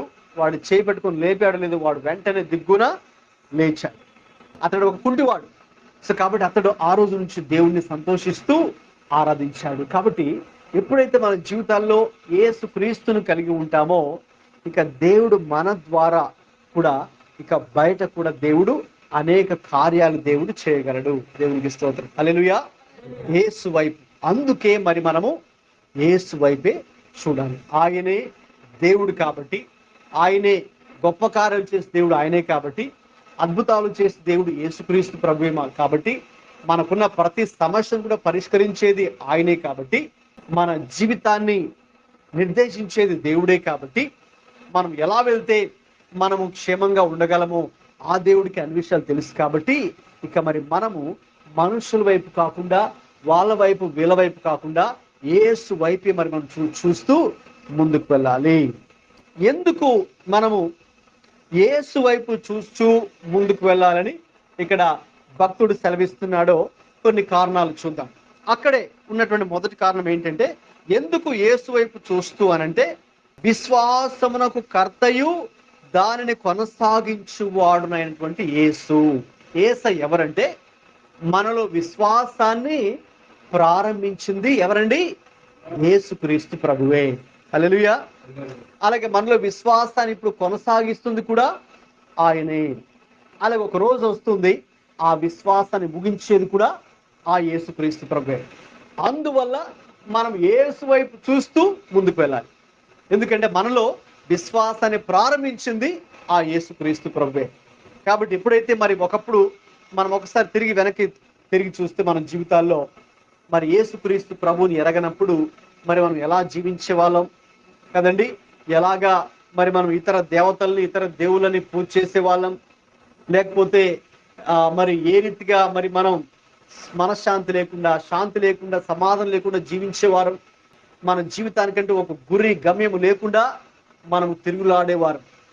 అయితే ఒకానొక రోజు ఆయన మన మీద కరుణ చూపించాడు కాబట్టి, మనల్ని కరుణించాడు కాబట్టి మనలో దేవుడు ఆ విశ్వాసాన్ని ప్రారంభించాడు. హల్లెలూయా. ఎఫెసీ పత్రిక 2:8 ఒకసారి చదువుతారండి. విశ్వాసము ద్వారా కృపచేత రక్షించబడి ఉన్నారు. ఇది మీ వలన కలిగినది కాదు, దేవుని వరమే. చూడండి, ఈ విశ్వాసం మనలో ప్రారంభించింది యేసుక్రీస్తు ప్రభువే. ఇది మన గొప్పతనం ఏమీ లేదు, ఇది మీ వలన కలిగినది కాదు, ఇది ఆయన కృప వలన మనము ఈరోజు రక్షణ పొందుకున్నాం. ఈ యొక్క మారు మనస్సు అనుభవాన్ని పొందుకున్నాం. ఇప్పుడు ఒకప్పుడు ఆ నిజ దేవుడు ఎవరో తెలియక మనం దేవుడికి దూరస్తులుగా ఉన్నాం. అంటే పాపంలో జీవించాం, ఈ లోకంలో మరి మనం జీవించాం, ఈ లోకాన్ని ఆధారం చేసుకుని బ్రతికాం. అయితే అటువంటి మనలను యేసయ్య వెతుక్కుంటూ వచ్చి మనం ఎక్కడున్నామో, ఏ ప్రాంతంలో ఉన్నాం, ఏ ఊర్లో ఉన్నాం, ఏ గ్రామంలో ఉన్నాం, లేక ఏ స్థితిలో ఉన్నామో ఆయన తెలుసు. కాబట్టి ఆ దేవుడు మనల్ని రక్షించి ఇది నీ వలన కాదు కృపచేతనే రక్షించబడి ఉన్నారు. కృపచేతనే అంటే దేవుడే దయ చూపించాడు మనకు. దేవుడే దయదలిచి, దేవుడే ఆయన కృప అంటే అర్థం ఏంటంటే ఆయన దయా దాక్షిణ్యాలు మనకు చూపించాడు కదండి. కాబట్టే మనం రక్షించబడ్డాం. కాబట్టి ఎందుకు నువ్వు ఈరోజు యేసయ్య వైపే చూస్తూ, యేసు వైపు చూచుచూ ముందుకు వెళ్ళాలి మన జీవితాల్లో. అంటే ఆయనే మన జీవితాల్ని రక్షించిన దేవుడు. దేవునికి స్తోత్రం. హల్లెలూయా. ఆయనే మనకు కృప చూపించిన దేవుడు ఆయనే. మనమైతే కృప చూపించడానికైతే అర్హులము కాదు. ఎందుకంటే మనమేమి గొప్ప నీతిమంతులా చెప్పండి ఈ లోకంలో? కాదు. మనమేమైనా గొప్ప పరిశుద్ధులమా, లేక గొప్ప మంచి వాళ్ళమా దేవుని దృష్టిలో? కాదు. కాబట్టి మరి దేవుడు కృప చూపించాలంటే మనలో ఏదైనా ఒక అర్హత ఉండాలి కదండి. మీకు ఫలానా జాబ్ ఇవ్వాలి అంటే ఊరికే చేస్తారు చెప్పండి? ఏముండాలి? అర్హత ఉండాలి కదండి. సో ఒక ఉద్యోగానికి ఇదిగో దీనికి అర్హత మీకు పిహెచ్డి ఉండాలి అని చెప్పారనుకోండి, మీకు ఖచ్చితంగా ఏముండాలి? పిహెచ్డి ఉండాలి, లేదని ఉద్యోగం ఇవ్వరు. లేదు, ఈ ఉద్యోగం మీకు కావాలంటే పీజీ చేసి ఉండాలి అని చెప్పారనుకోండి, ఖచ్చితంగా పీజీ ఉండాలి. లేదు, డిగ్రీ చేసి ఉండాలంటే డిగ్రీ చేసి ఉండాలి. సో ఏది అర్హత లేకుండా ఏది రాదు కదండి. కాబట్టి మనకు కూడా దేవుడు కృప చూపించాలని ఏదో ఒక అర్హత ఉండాలి కదా. మరి ఏ అర్హత ఉంది మనలో? ఏ అర్హత మనలో లేదు. అందుకే అర్హత లేని వారికే చూపించే ఆ దయా దాక్షిణ్యాలనే కృప అని మనం పిలుస్తాం. Unmerited favour of God. Grace అంటే, కృప అంటే ఇక అర్హత లేని వారికి ఆ చూపించే దయా దాక్షిణ్యమే కృప. కాబట్టి అనర్హులమైన మనకు, అర్హత లేనటువంటి మనకు ఆయన కృప చూపించి రక్షించాడు. దేవునికి స్తోత్రం. హల్లెలూయా. కాబట్టి ఇక అందుకే ఆయన్ని మరి మనం వెంబడించాలి. ఒక స్త్రీ ఉంది, మగ్దలేనే మరియ ఆమె పేరు. ఆమెలో ఒకప్పుడు 7 దయ్యాలు ఉన్నాయి. 7 దయ్యాల చేత పీడించబడినటువంటి ఆ యొక్క స్త్రీ మగ్దలేని మరియ. అయితే యేసు ప్రభువారు వెళ్ళి తన కృపతో, తన శక్తితో ఆమెలో ఉన్నటువంటి ఆ 7 దురాత్మను కూడా దేవుడు మరి బంధించి ఆమెను విడిపించడం జరిగింది. స్వస్థ చిత్రాలుగా మారిపోయింది మగ్దలేని మరియ. ఇక దాని తర్వాత ఇక ఆ రోజు నుంచి యేసయ్య చనిపోయి సమాధి చేయబడి తిరిగి లేచేంత వరకు కూడా యేసు ప్రభుని విడిచిపెట్టలేదు. యేసు వైపు చూస్తూనే బ్రతికిందామే. ఎందుకు ఆ రోజు చెప్పాలంటే యేసుక్రీస్తు ప్రభుని సిలువేసినప్పుడు చెప్పాలంటే ఆయన శిష్యులు 12 మంది ఉన్నారే, ఆ 12 శిష్యులు వాళ్ళు భయపడి పారిపోయారు. అమ్మో మళ్ళీ మేము కూడా ఇక్కడ మమ్మల్ని కూడా చంపేస్తారు, మమ్మల్ని కూడా కొడతారు, మమ్మల్ని కూడా సిలువేసేస్తారేమో అని ఒక శిష్యుడు తప్ప అందరూ పారిపోయి దూరంగా ఉండి రూముల్లో ఉండి తలుపులు వేసుకొని గంటలు పెట్టేసుకుని వాళ్ళు లోపల భయపడుతూ ఉన్నారు. అయితే అక్కడ ధైర్యంగా మగ్ధలేని మరి ఉంది, తర్వాత మిగతా వాళ్ళు కూడా ఉన్నారు. ఎందుకు ఆమె తన లైఫ్ని రిస్క్ తీసుకుని ఉంది అంటే, ఎందుకు ఇంకా యేసు వైపే చూడాలి ఉంది అంటే, సమాధి దగ్గర ఆ 3 రోజు తిరిగి లేచాడు కదండి, అక్కడ కూడా మళ్ళీ ఆమె మనకు కనిపిస్తుంది. శిష్యులు లేరు, వాళ్ళు భయంతో నిన్నారు, ఇంకా దాక్కొని ఉన్నారు. సో ఎందుకు ఆమె అక్కడ ఉంది? ఆమెను అడిగితే ఏం చెప్తుందంటే ఒక మాట చెప్తారు. అని చెప్పి మాట ఇంటి ఇదిగోనయ్యా, ఒకప్పుడు నా యొక్క బ్రతుకు ఇలా ఉండేది, ఒకప్పుడు నా జీవితం ఇలా ఉండేది, దురాత్మల చేత నేను పీడించబడుతూ ఉన్నాను, దానివల్ల నా ఆరోగ్యం పాడైపోయింది, నా యొక్క మానసిక స్థితి పాడైపోయింది, చాలా భయంకరమైన స్థితిలో నేను ఉండేదాన్ని, మరి ఎక్కడెక్కడికో తిరిగాను, ఎన్నో డబ్బులు ఖర్చు పెట్టుకున్నాను, ఎన్నో ఆసుపత్రులకు వెళ్ళాను, ఎన్నో రకాల వైద్యులు, ఎక్కడ కాదు అక్కడికి వెళ్తే బాగుంటుందంట అని చెప్తే అక్కడికి వెళ్ళాను, అక్కడ కాదు అక్కడికి వెళ్తే ఆయన దగ్గరికి వెళ్తే ఆయన బాగా చూస్తాడంట అని ఎంతో మంది చెప్తే అక్కడికంతా కూడా వెళ్ళాను, ఏమీ కూడా నాలో మార్పు లేదు. అయితే ఒకానొక రోజు ఇదిగో యేసయ్యే, ఆయనే ఇలా వచ్చాడు, ఆయనే మా ప్రాంతానికి వచ్చాడు, మా ఊరికి వచ్చాడు, మరి ఆయనే నన్ను స్వస్థపరిచాడు, నాలో ఉన్నటువంటి ఈ యొక్క 7 దయ్యాలు కూడా ఆయనే తీసివేసి నన్ను స్వస్థ చిత్తురాలుగా చేశాడు. కాబట్టి అంత గొప్ప మేలు ఇక నాకు చేశాడు, కాబట్టి నాకు కృప చూపించాడు, కాబట్టి నేను ఆ దేవుణ్ణి వెంబడిస్తాను అని ఆ రోజు అనుకున్నాను. ఆ రోజు అనుకొని నేను ఎన్నటికి కూడా ఆ యేసయ్యని విడిచిపెట్టలేదు.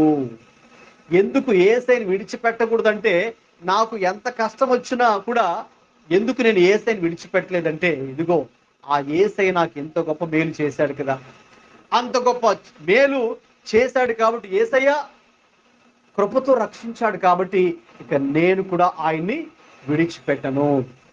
చూసారండి, మన యొక్క యాటిట్యూడ్ అలా ఉండాలి, యేసయ్య పట్ల మన వైఖరి అలా ఉండాలి. ఎందుకు మనం కూడా ఇప్పుడు యేసు వైపే చూస్తూ మన జీవితంలో మనం ముందుకు వెళ్ళాలి అంటే, ఆయన కృపచేత మనల్ని రక్షించారు కాబట్టి కదండి. ఇప్పుడు మనం ఏదో చేసాము, దానివల్ల రక్షణ సంపాదించుకున్నామా చెప్పండి? నేను చాలా కష్టపడ్డానండి అందుకే నాకు రక్షణ వచ్చిందని చెప్పగలను? ఎవరైనా చెప్పగలరా? నేను ఒక 100 రోజులు ఉపవాస దీక్ష చేశానండి అందుకే నాకు రక్షణ వచ్చింది ఎవరైనా చెప్పగలరా? లేదు, నేను కష్టపడి చాలా ఇదిగోనండి పేదలకు అందరికీ ఇల్లు కట్టించాను, కష్టపడి 100 ఇల్లు కట్టించాను పేదలకి, అందుకే నాకు రక్షణ దేవుడు ఇచ్చాడు అని ఎవరైనా దేవుడి ముందు చెప్పగలరా?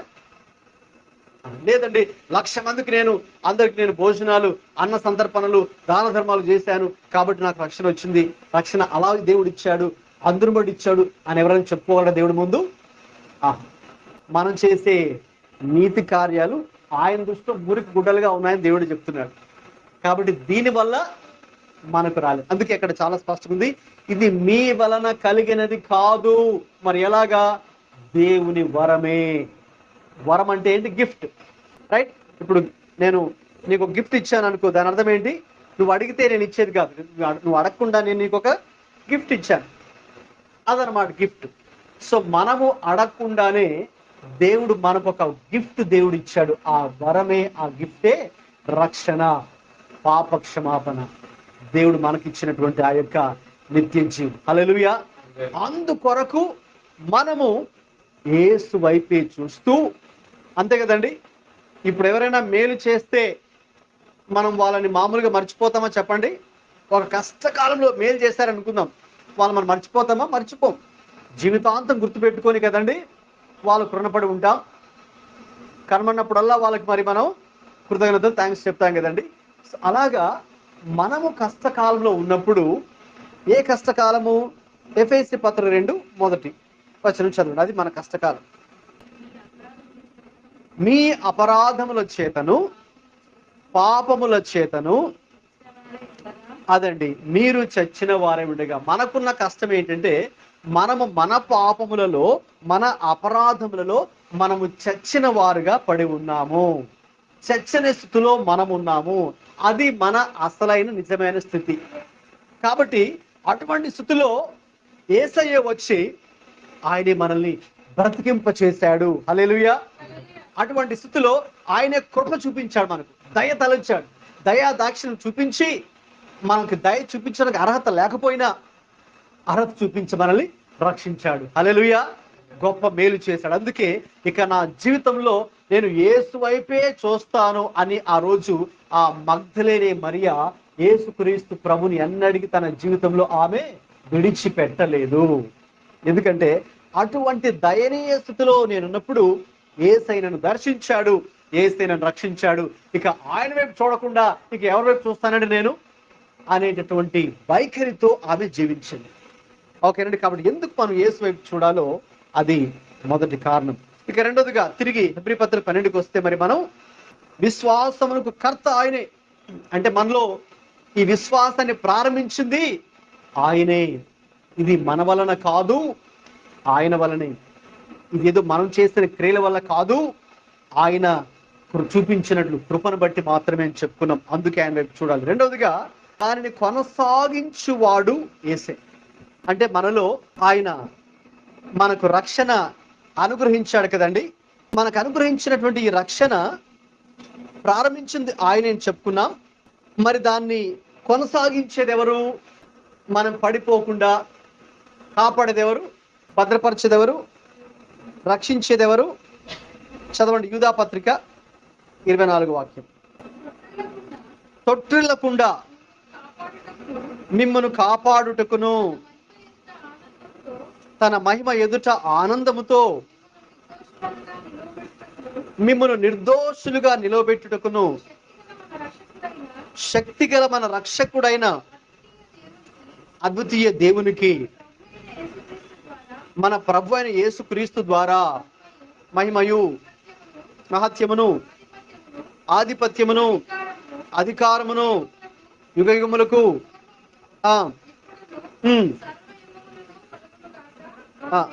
గమనించండి. ఇక్కడ ఎందుకు మనం యేసు వైపు చూడాలో ఈరోజు మీతో పంచుకుంటున్నాను. మొదటి విషయం ఏం చెప్పాను? ఎందుకు మనం యేసు వైపే చూస్తూ ముందుకు నడవాలని చెప్పాను. ఆయన మన విశ్వాసమునకు కర్త అని చెప్పాను. అంటే మనలో ఉన్నటువంటి రక్షణ ఇచ్చింది ఆయనే, కృప చూపించింది ఆయనే, దయా దాక్షిణ్యం చూపించింది ఆయనే.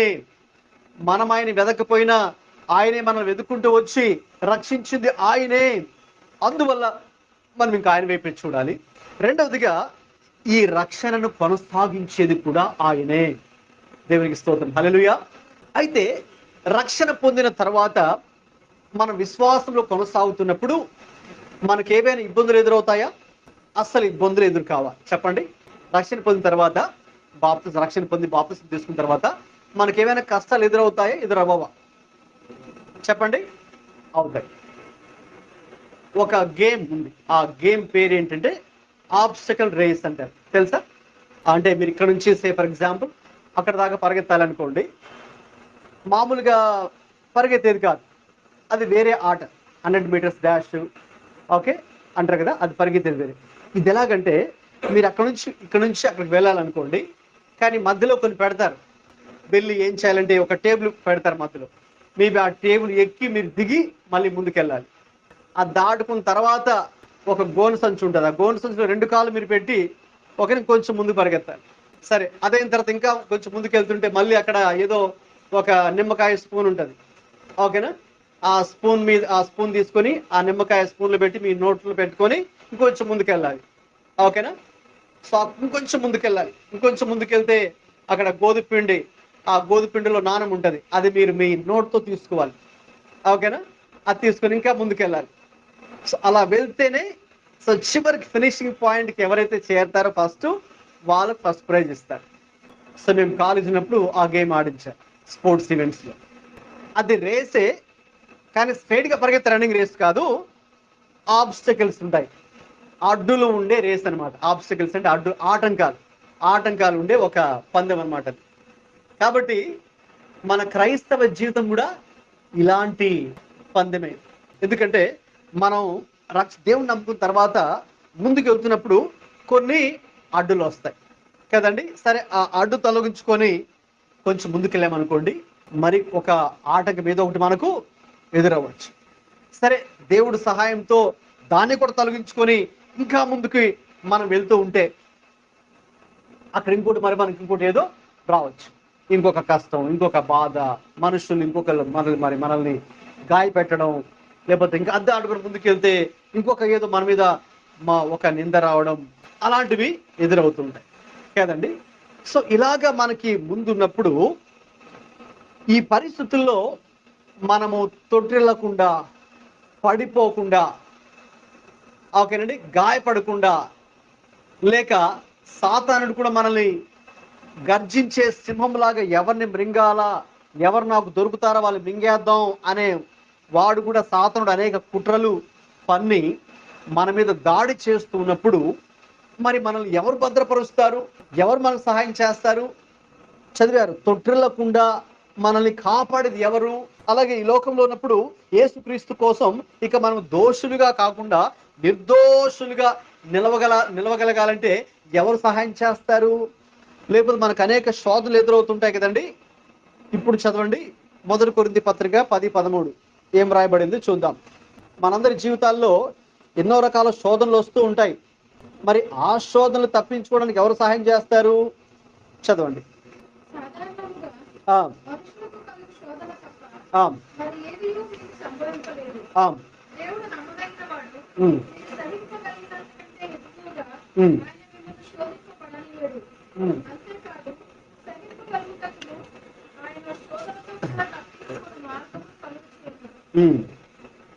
చాలండి, మనకెన్నో శోధనలు ఎదురవుతుంటాయి. సో అటువంటి శోధనల కాలంలో మరి మనకు ఎవరు సహాయం చేస్తారు? దేవుడు నమ్మదగిన వాడు. ఆయనే ఆ శోధన నుండి తప్పించుకునే ఒక మార్గము దేవుడే ఏర్పాటు చేస్తాడు. హల్లెలూయా. కాబట్టి ఆ శోధనని జయించడానికి దేవుడేనంటే మనం తప్పించుకోవడానికి కూడా దేవుడే మార్గాన్ని ఏర్పాటు చేస్తాడు. చాలా గొప్ప విషయం కదండి. సో అంటే ప్రతి మలుపులో, మనం తిరిగే ప్రతి మలుపులో ఎవరుంటారు? ఆయన ఉంటాడు. మనము తొట్టిల్లుతుంటే, పడబోతుంటే మనల్ని ఎవరు పట్టుకుంటారు? ఆయనే పట్టుకుంటారు. నీటిలో మునిగిపోతుంటే పేతురుని ఎవరు పట్టుకున్నారు? పేతురు ఫ్రెండ్ పట్టుకున్నాడా? వాళ్ళ పక్కన వారు, కానీ వాళ్ళు పట్టుకోలే. వాళ్ళకి భయం. ఎందుకంటే పేతురు చే పట్టుకున్నాడు అనుకోండి, పేతురు గట్టిగా లాగాడు, ఎవరు పడిపోతారు? ఫ్రెండ్ పడిపోవచ్చు. అంతే కదండి. ఈత రాని వాళ్ళు మునిగిపోతుంటే మిగతా వాళ్ళు వెళ్ళి హెల్ప్ చేస్తుంటే అదే వాళ్ళకి ప్రాబ్లం కదా. వీళ్ళు కూడా వెళ్ళి లాక్కెళ్ళిపోతారు లోపలికి, అది కూడా కష్టమే. సో కాబట్టి అంత ఈజీగా ఎవరు మీకోసం దూకరు మిమ్మల్ని రక్షించడానికి. ఎందుకంటే వాళ్ళకి ఎంత ఫ్రెండ్ అయినా కూడా వాళ్ళకి, అమ్మో నన్ను లోపలికి తీసుకెళ్ళిపోతే నేను నీళ్ళు మింగేసి అనుకో, నేను కూడా మునిగిపోతాను, నేను కూడా చచ్చిపోతానుగా, అమ్మో ఎందుకులే మనకు వచ్చిన గొడవ అని చెప్పేసి వాళ్ళు కూడా మిమ్మల్ని అలా మునిగిపోతుంటే అలా చూస్తూ ఉంటారు. అంతే, మిమ్మల్ని మీ దగ్గరికి వచ్చి చేయి పట్టుకొని పైకి లాగరు. అయితే మిమ్మల్ని వెంటనే వచ్చి మునిగిపోకుండా చేయి పట్టుకొని పైకి లాగేది మాత్రం ఎవరు? దేవుడు మాత్రమే. హల్లెలూయా. కాబట్టి మనం తొట్టిల్లుతూ ఉంటే, పడిపోతుంటే, మునిగిపోతుంటే, మనం తొట్టిల్లి కింద పడిపోకుండా, లేకపోతే మునిగిపోకుండా మనం చేయి పట్టుకుని పైకి లాగేది యేసుక్రీస్తు ప్రభువే. లేకపోతే ఎన్నో శోధనలు మనకు వస్తూ ఉంటాయి. ఆ శోధనలో కూడా తప్పించుకునే ఒక మార్గాన్ని ఏర్పాటు చేసేది కూడా యేసు ప్రభువే. యేసు ప్రభు. అందుకే ఆయన అన్నారు, యోహాను సువార్త 14వ అధ్యాయానికి ఒకసారి వద్దాం. శిష్యులతో చెప్పిన మాట, యోహాను సువార్త 14వ అధ్యాయము 18వ వచనం. అనాథలనుగా విడువను, చాలు మీ యొద్దకు వత్తును. అంటే మనం ఆ కష్టంలో ఉన్నప్పుడు ఎవరు మన యొద్దకు వస్తారు? మన బంధువులు రారు. మీ బంధువులు తెలుసుకొని ముందే వేరే వాళ్ళ దగ్గర ఫోన్లో తెలుసుకొని, వాళ్ళకి కష్టంలో ఉన్నారు, అయితే మనం ఎందుకు వెళ్ళేది వద్దు. అంతే కదండి. మన దగ్గర బాగా ఉన్నప్పుడు అందరూ వస్తారు, ఇంటి నిండా బంధువులు ఉంటారు. మన దగ్గర లేదనుకోండి, ఎవరు వస్తారు? వాళ్ళు తెలుసుకుని, ఆ విషయాన్ని తెలుసుకుని ఎవరు రారు. కదా. అయితే నేను మీ యొద్దకు వత్తును అంటున్నారు. ఎవరైనా? యేసయ్య. హల్లెలూయా. నేను మీ యొద్దకు వత్తును, మిమ్మును అనాథలుగా నేను విడువను. ఆ కష్టకాలంలో నేను మీకు తోడుగా ఉంటాను. మీరు ఒంటరిగా ఉన్నప్పుడు నేను మీకు తోడుగా ఉంటాను. ఎప్పటిదాకా నేను మీకు తోడుగా ఉంటాను? చదవండి, మత్తయి 28:20. నేను మీకు ఆ, ఏ సంగతులను ఆజ్ఞాపించుదునో ఆ, వాటన్నిటిని గైకొనవలెనని ఉమ్, వారికి బోధించుము. ఉమ్, ఇదిగో ఉమ్, నేను యుగ సమాప్తి వరకు ఆ. సదాకాలము మీతో కూడా ఉన్నానని వారితో చెప్పాను. ఓకే. ఎప్పటిదాకా మనతో ఉన్నాను చెప్తున్నారు యేసయ్య? సదాకాలం అంటే ఎప్పుడు? ఆల్వేస్ కదా.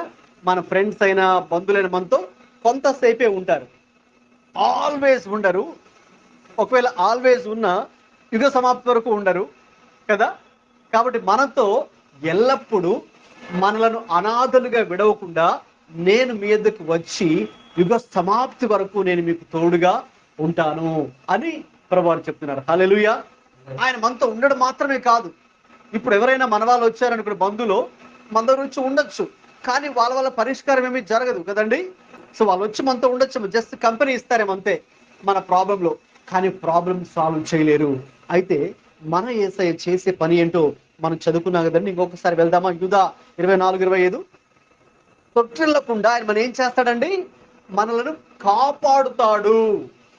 మనుషులు మన బంధువులు అయితే మనతో ఉండొచ్చు, కానీ వాళ్ళు మనల్ని కాపాడలేరు, జస్ట్ కంపెనీ వచ్చామంతే. అయితే వాళ్ళు మనల్ని కాపాడలేరు. మన దేవుడైతే మనలను కాపాడుతాడు.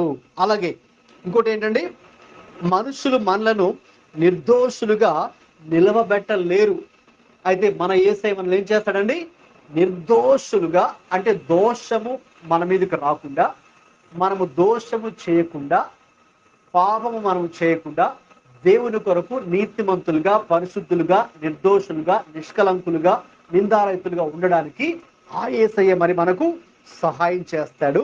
నిర్దోషులుగా ఆయనే మనల్ని నిలబెడతాడు. అంత మాత్రం కాదు, ఇంకా ఎందుకు?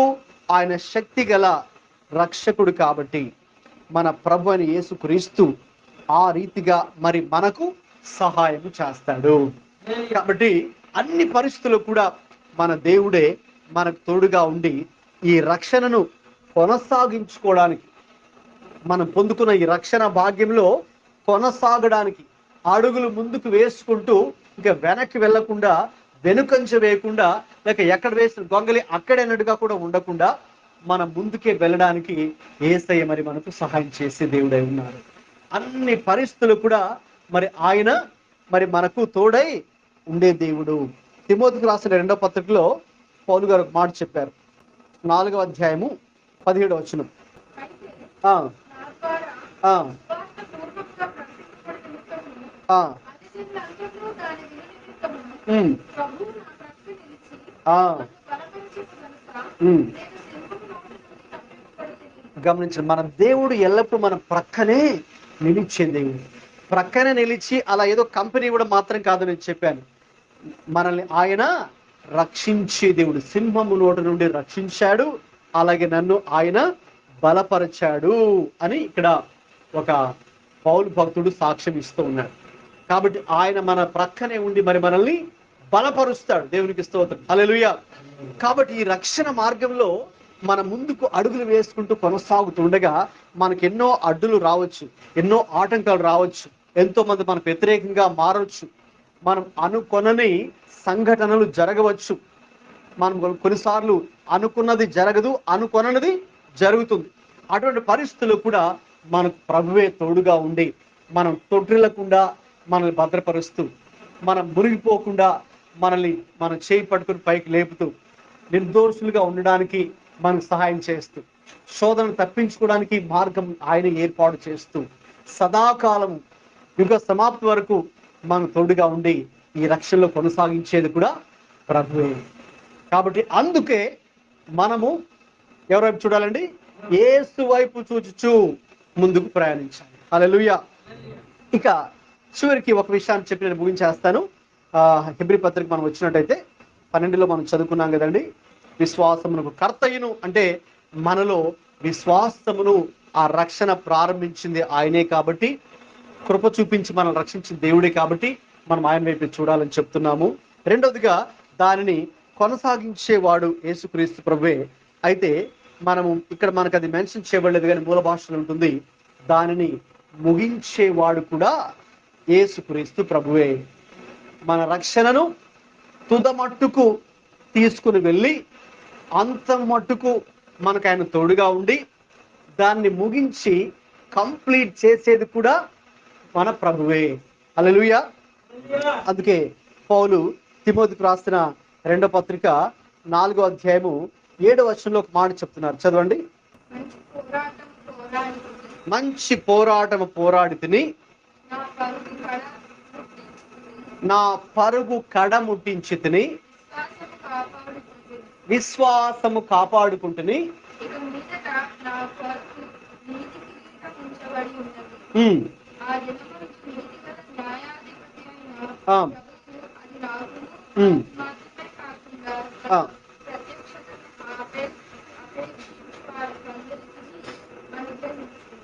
గమనించండి, పౌలు క్రైస్తవ జీవితాన్ని ఒక పరుగు పందెంతో పోల్చాడు, రన్నింగ్ రేస్ తో పోల్చాడు. సో ఈ రేస్ ని మనందరూ కూడా ఫస్ట్ స్టార్ట్ చేయాలి. స్టార్ట్ చేసిన తర్వాత అందులో కొనసాగాలి. కొనసాగించడం మాత్రమే కాదు, మధ్యలోనే ఆపేసేది కాదు. అమ్మ ఇంకా నా వల్ల కాదు, నేను అలసిపోయాను, ఇంక నేను పరిగెత్తలేని ఆపేసేది కాదు. ఓకే, అలాగే నేను ఒకసారి ఒక మారథాన్ రేస్ స్టార్ట్ చేశాను కానీ మధ్యలో ఆపేశాను, ఇంకా నా వల్ల కాదు. ఎందుకంటే 10 కిలోమీటర్లు పరిగెత్తాలి, నేను 3 కిలోమీటర్లకి అలసిపోయాను, ఇంకా నా వల్ల కాదు, తిరిగి వెనక్కి వచ్చేసాను కాలేజీలో, మిగతా వాళ్ళు ముందుకే పరిగెత్తి వెళ్ళిపోయారు. సో మధ్యలోనే అలా వెనక్కి వచ్చేది కాదు, ముగించాలి, మన పరుగు పందాన్ని ముగించాలి. సో మన క్రైస్తవ జీవితం పరుగు పందెంతో సమానంగా పౌలు గారు చెప్తున్నారు. ప్రారంభించాలి, కొనసాగించాలి, నెక్స్ట్ మధ్యలోనే ఆపేయాలి కదా. ఏం చేయాలి? ముగించాలి. అర్థమవుతుందండి?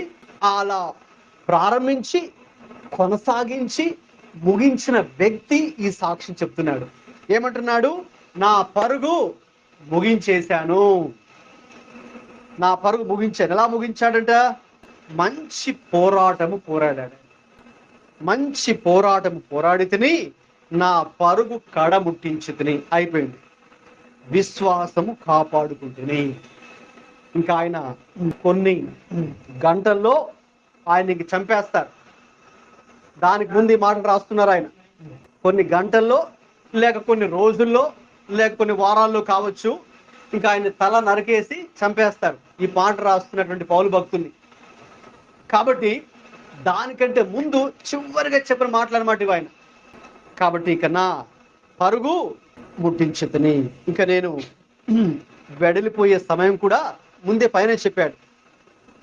6వ వాక్యం చదవండి, పైన 6వ వచనం.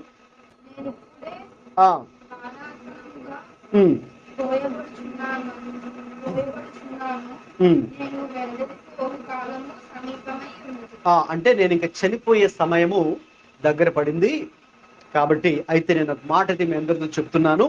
ఏంటి అంటే, నేనైతే మంచి పోరాటం పోరాడాను, నా పరుగు కడముట్టించేశాను, నా విశ్వాసాన్ని అయితే కాపాడుకున్నాను అని ఈ భక్తుడు ఎవరైతే ఆ పరుగు పందాన్ని స్టార్ట్ చేసి ఓకే సక్సెస్ఫుల్గా కొనసాగి అలాగే విజయవంతంగా ముగించుకున్నటువంటి వ్యక్తి చెప్తున్నటువంటి సాక్ష్యం.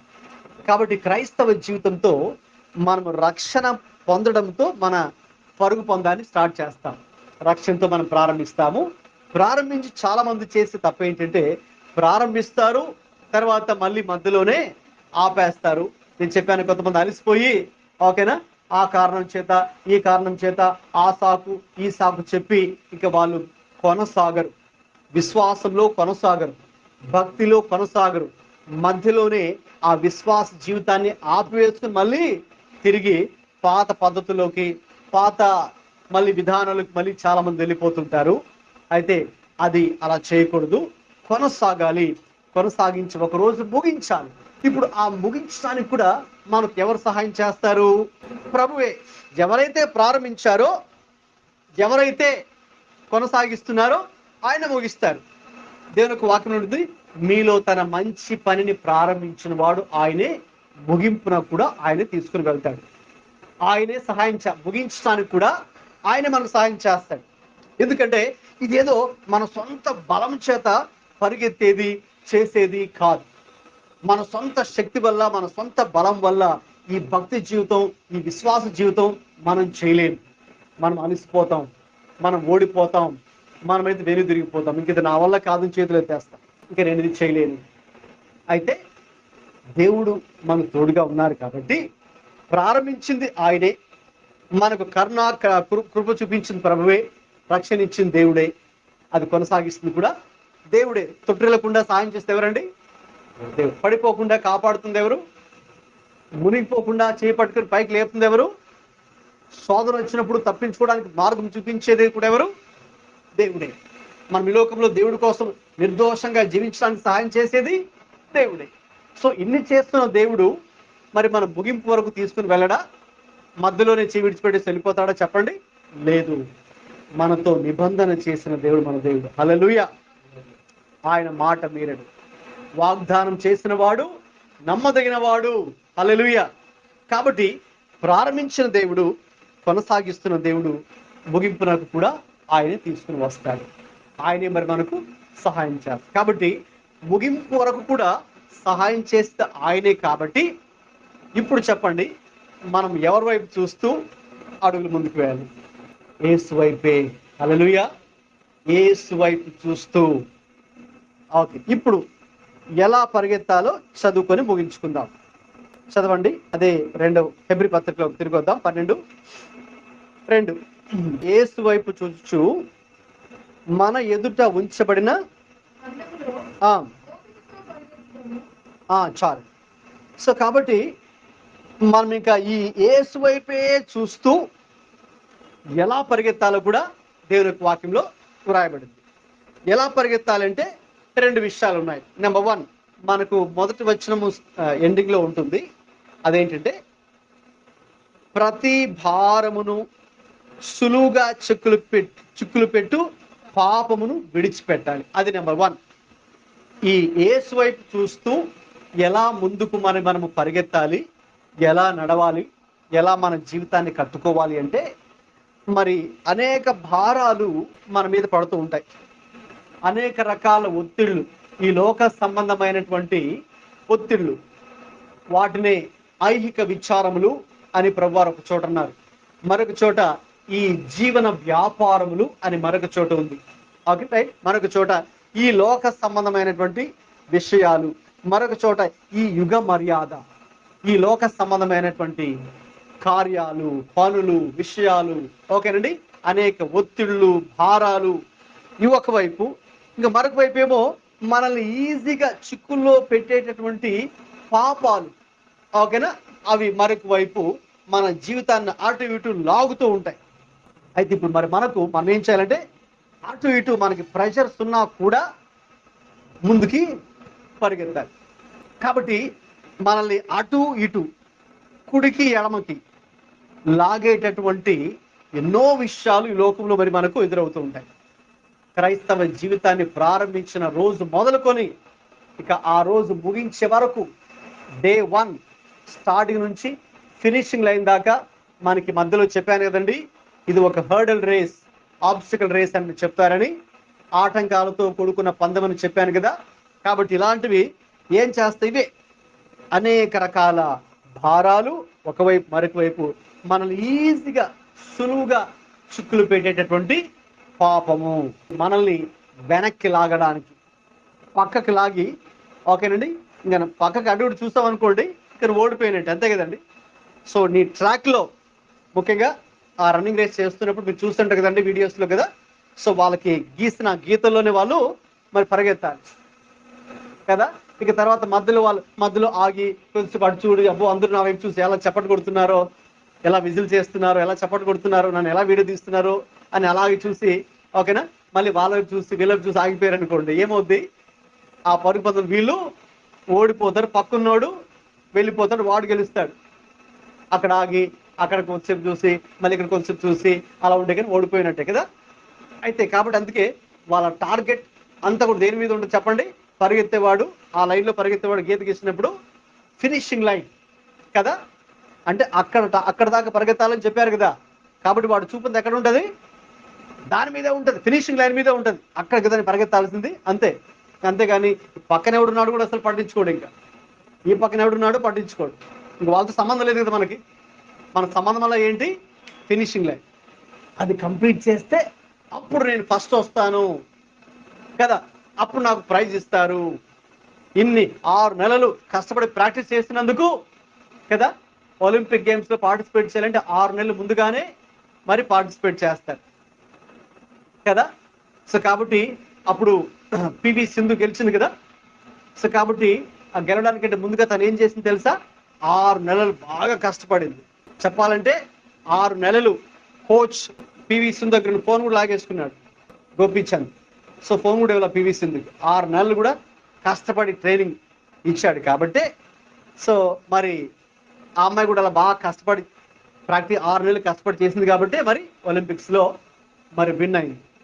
కాబట్టి ఫినిషింగ్ లైన్ అనేది తనకు ఉన్నటువంటి ముందున్నటువంటి ఒక మెయిన్ థింగ్. ఇంక ఇవన్నీ అవసరం లేదు కదా. సో అలాగున మనల్ని వెనక్కి లాగేవి కొన్ని ఉంటాయి, పక్కకి లాగేవి కొన్ని ఉంటాయి. వాటి టార్గెట్ ఒకటే, మనల్ని ముందుకు వెళ్ళనీయకూడదు. మన టార్గెట్ ఏంటి, ముందుకే వెళ్ళాలి, అంతే కదా. యేసయ్య కోరుకున్నది మన ముందు టార్గెట్ ఒకటే, మన ముందుకే ఆ గమ్యస్థానమే గురి వైపే మనం పరిగెత్తాలి. సాతాను గురి ఏంటంటే మనం అసలు ముందు కదలనివ్వకూడదు. అయితే వెనక్కి లేదంటే ఆ పక్కకి ఈ పక్కకి లాగాలి, ఆ పక్కకి ఈ పక్కకి లాగి మనల్ని పడేస్తాయి, ముందుకైతే వెళ్ళనివ్వకూడదు కదా. సో కాబట్టి ఇవన్నీ కూడా ఉంటున్నాయి కాబట్టి వీటిని అధిగమించి లేక వీటిని విడిచిపెట్టి ఓకేనా మనము ముందుకు పరిగెత్తాలి. అది నెంబర్ 1. ఎలా పరిగెత్తాలో అంటే ఈ లోక సంబంధమైనటువంటి భారాలు, ఐహిక విచారములు, ఓకేనండి, లోక సంబంధమైన విషయాలు, అలాగే పాపములు అన్ని కూడా విడిచిపెట్టాలి నెంబర్ 1. రెండవది ఎలా పరిగెత్తాలి అంటే ఓపికతో పరిగెత్తుదము. ఎలాగండి, ఓపికతో మనం పరిగెత్తాలి. మనకు ఆ ఓపిక మనకు ఉండాలి కదండి. సో ఓపిక లేకపోతే మనం కూడా ఫినిషింగ్ లైన్ చేరలేము కదండి. అమ్మో నేను ఎన్ని గంటలు ప్రాక్టీస్ చేయలేనంటే కుదరదు. 6 నెలలు ప్రాక్టీస్ చేయాలి, నా వల్ల కాదంటే దాని మరి ఓపిక ఉండాలి, అంతే కదండి. ఒక మెడల్ సంపాదించాలంటే, ఒకటి నువ్వు గెలవాలంటే మరి దానికి చాలా టైం పడుతుంది. దానికి ఏం ఉండాలి, ఓపిక ఉండాలి, సహనం ఉండాలి. ఆ ఓపిక సహనమే ఎవరిస్తారు, అది కూడా మనకు ఎవరిస్తారు, పరిశుద్ధాత్ముడిచ్చే ఫలమై ఉంది. గళిత పత్రిక 5:22 మనం చూస్తే ఆత్మఫలం అది. కాబట్టి చూడండి, క్రైస్తవ జీవితంలో ఒక గొప్ప పెద్ద ప్లస్ పాయింట్ ఏంటి అంటే మనకు అన్ని దేవుడే ఇస్తున్నాడు. రక్షణ స్టార్ట్ చేసింది ఆయనే, కొనసాగించుకోవడానికి సహాయం చేసేది ఆయనే, మనం ముగించడానికి సహాయం చేసేది ఆయనే, తర్వాత దీన్ని అధిక భారాలు పాపాలు అధిగమించడానికి సహాయం చేస్తే ఆయనే, ఓపికతో పరిగెత్తడానికి ఓపిక ఇచ్చేది కూడా ఆయనే. చూసారా, అంటే దేవుని పాత్ర ఎంత పెద్దదో మన పాత్ర చాలా చిన్నది, దేవుడి పాత్ర చాలా పెద్దది ఈ క్రైస్తవ విశ్వాస పరుగు పందెంలో. అందుకే మనం యేసు వైపే చూస్తూ పరిగెత్తాలి. ఆయన వైపే చూస్తూ పరిగెడుతుంటే ఎస్ మనకి శక్తిని ఇస్తాడు, మనకు శక్తిని బలాన్ని ఇస్తాడు ఆయన. కాబట్టి అటువంటి శక్తిని బలాన్ని పొందుకుంటే మనం ఏం లేదండి, మన పని ఏంటంటే ఆ ట్రాక్లో ఉండడం మన పని. ఒక్కొక్క ట్రాక్ ఇస్తారు కదా, ఇది నువ్వు ఇక్కడ ఉండాలి, ఇక్కడ నువ్వు ఉండాలి అని ఆ లైన్ గీసి ఓకేనా పరిగెత్తాలి కదా పరుగు పందెంలో. కాబట్టి మనం ఏం లేదు, just position your self they on the track. అక్కడ నువ్వు నిలబడితే చాలు, ఇంకన్నీ ఆయన చూసుకుంటాడు. హల్లెలూయా. అయితే చాలాసార్లు మన పరిస్థితి ఎలా ఉందంటే అసలు మనము నిలబడ్డా కూడా ముందుకు రావట్లేదు కదా. ఆ చిన్న పని చేయండి, చిన్న పాత్ర పోషించండి, అది కూడా మన వల్ల అవ్వట్లేదు. మరి అది కూడా మన వల్ల అవ్వకపోతే మరి ఎలాగా, పెద్ద పాత్ర పోషించేటట్టు అది దేవుందే కదా. రక్షణ ప్రారంభించింది ఆయన, కొనసాగించేది ఆయన, ముగించేది ఆయన, మధ్యలో ఈ అడ్డులను కూడా అధిగమించడానికి సహాయం చేసేది ఆయన, యుగ సమాప్తి వరకు తోడుగా ఉంటుంది ఆయన, అనాథలుగా విడిచిపెట్టకుండా సహాయం చేస్తుంది ఆయన, తొట్టిల్లకుండా పడిపోకుండా మునిగిపోకుండా కాపాడేది కూడా ఆయనే, ప్రతి శోధన తప్పించుకోవడానికి మార్గం ఏర్పాటు చేస్తుంది కూడా ఆయనే. ముగింపు వరకు కూడా నడిపించేది కూడా ఆయనే, అన్ని ఆయనే. మన పని ఏం లేదు, మన పని అలా కూడా జస్ట్ ఆయనతో కలిసి ఉంటే చాలు, ఆయన వైపు చూస్తూ ఉంటే చాలు.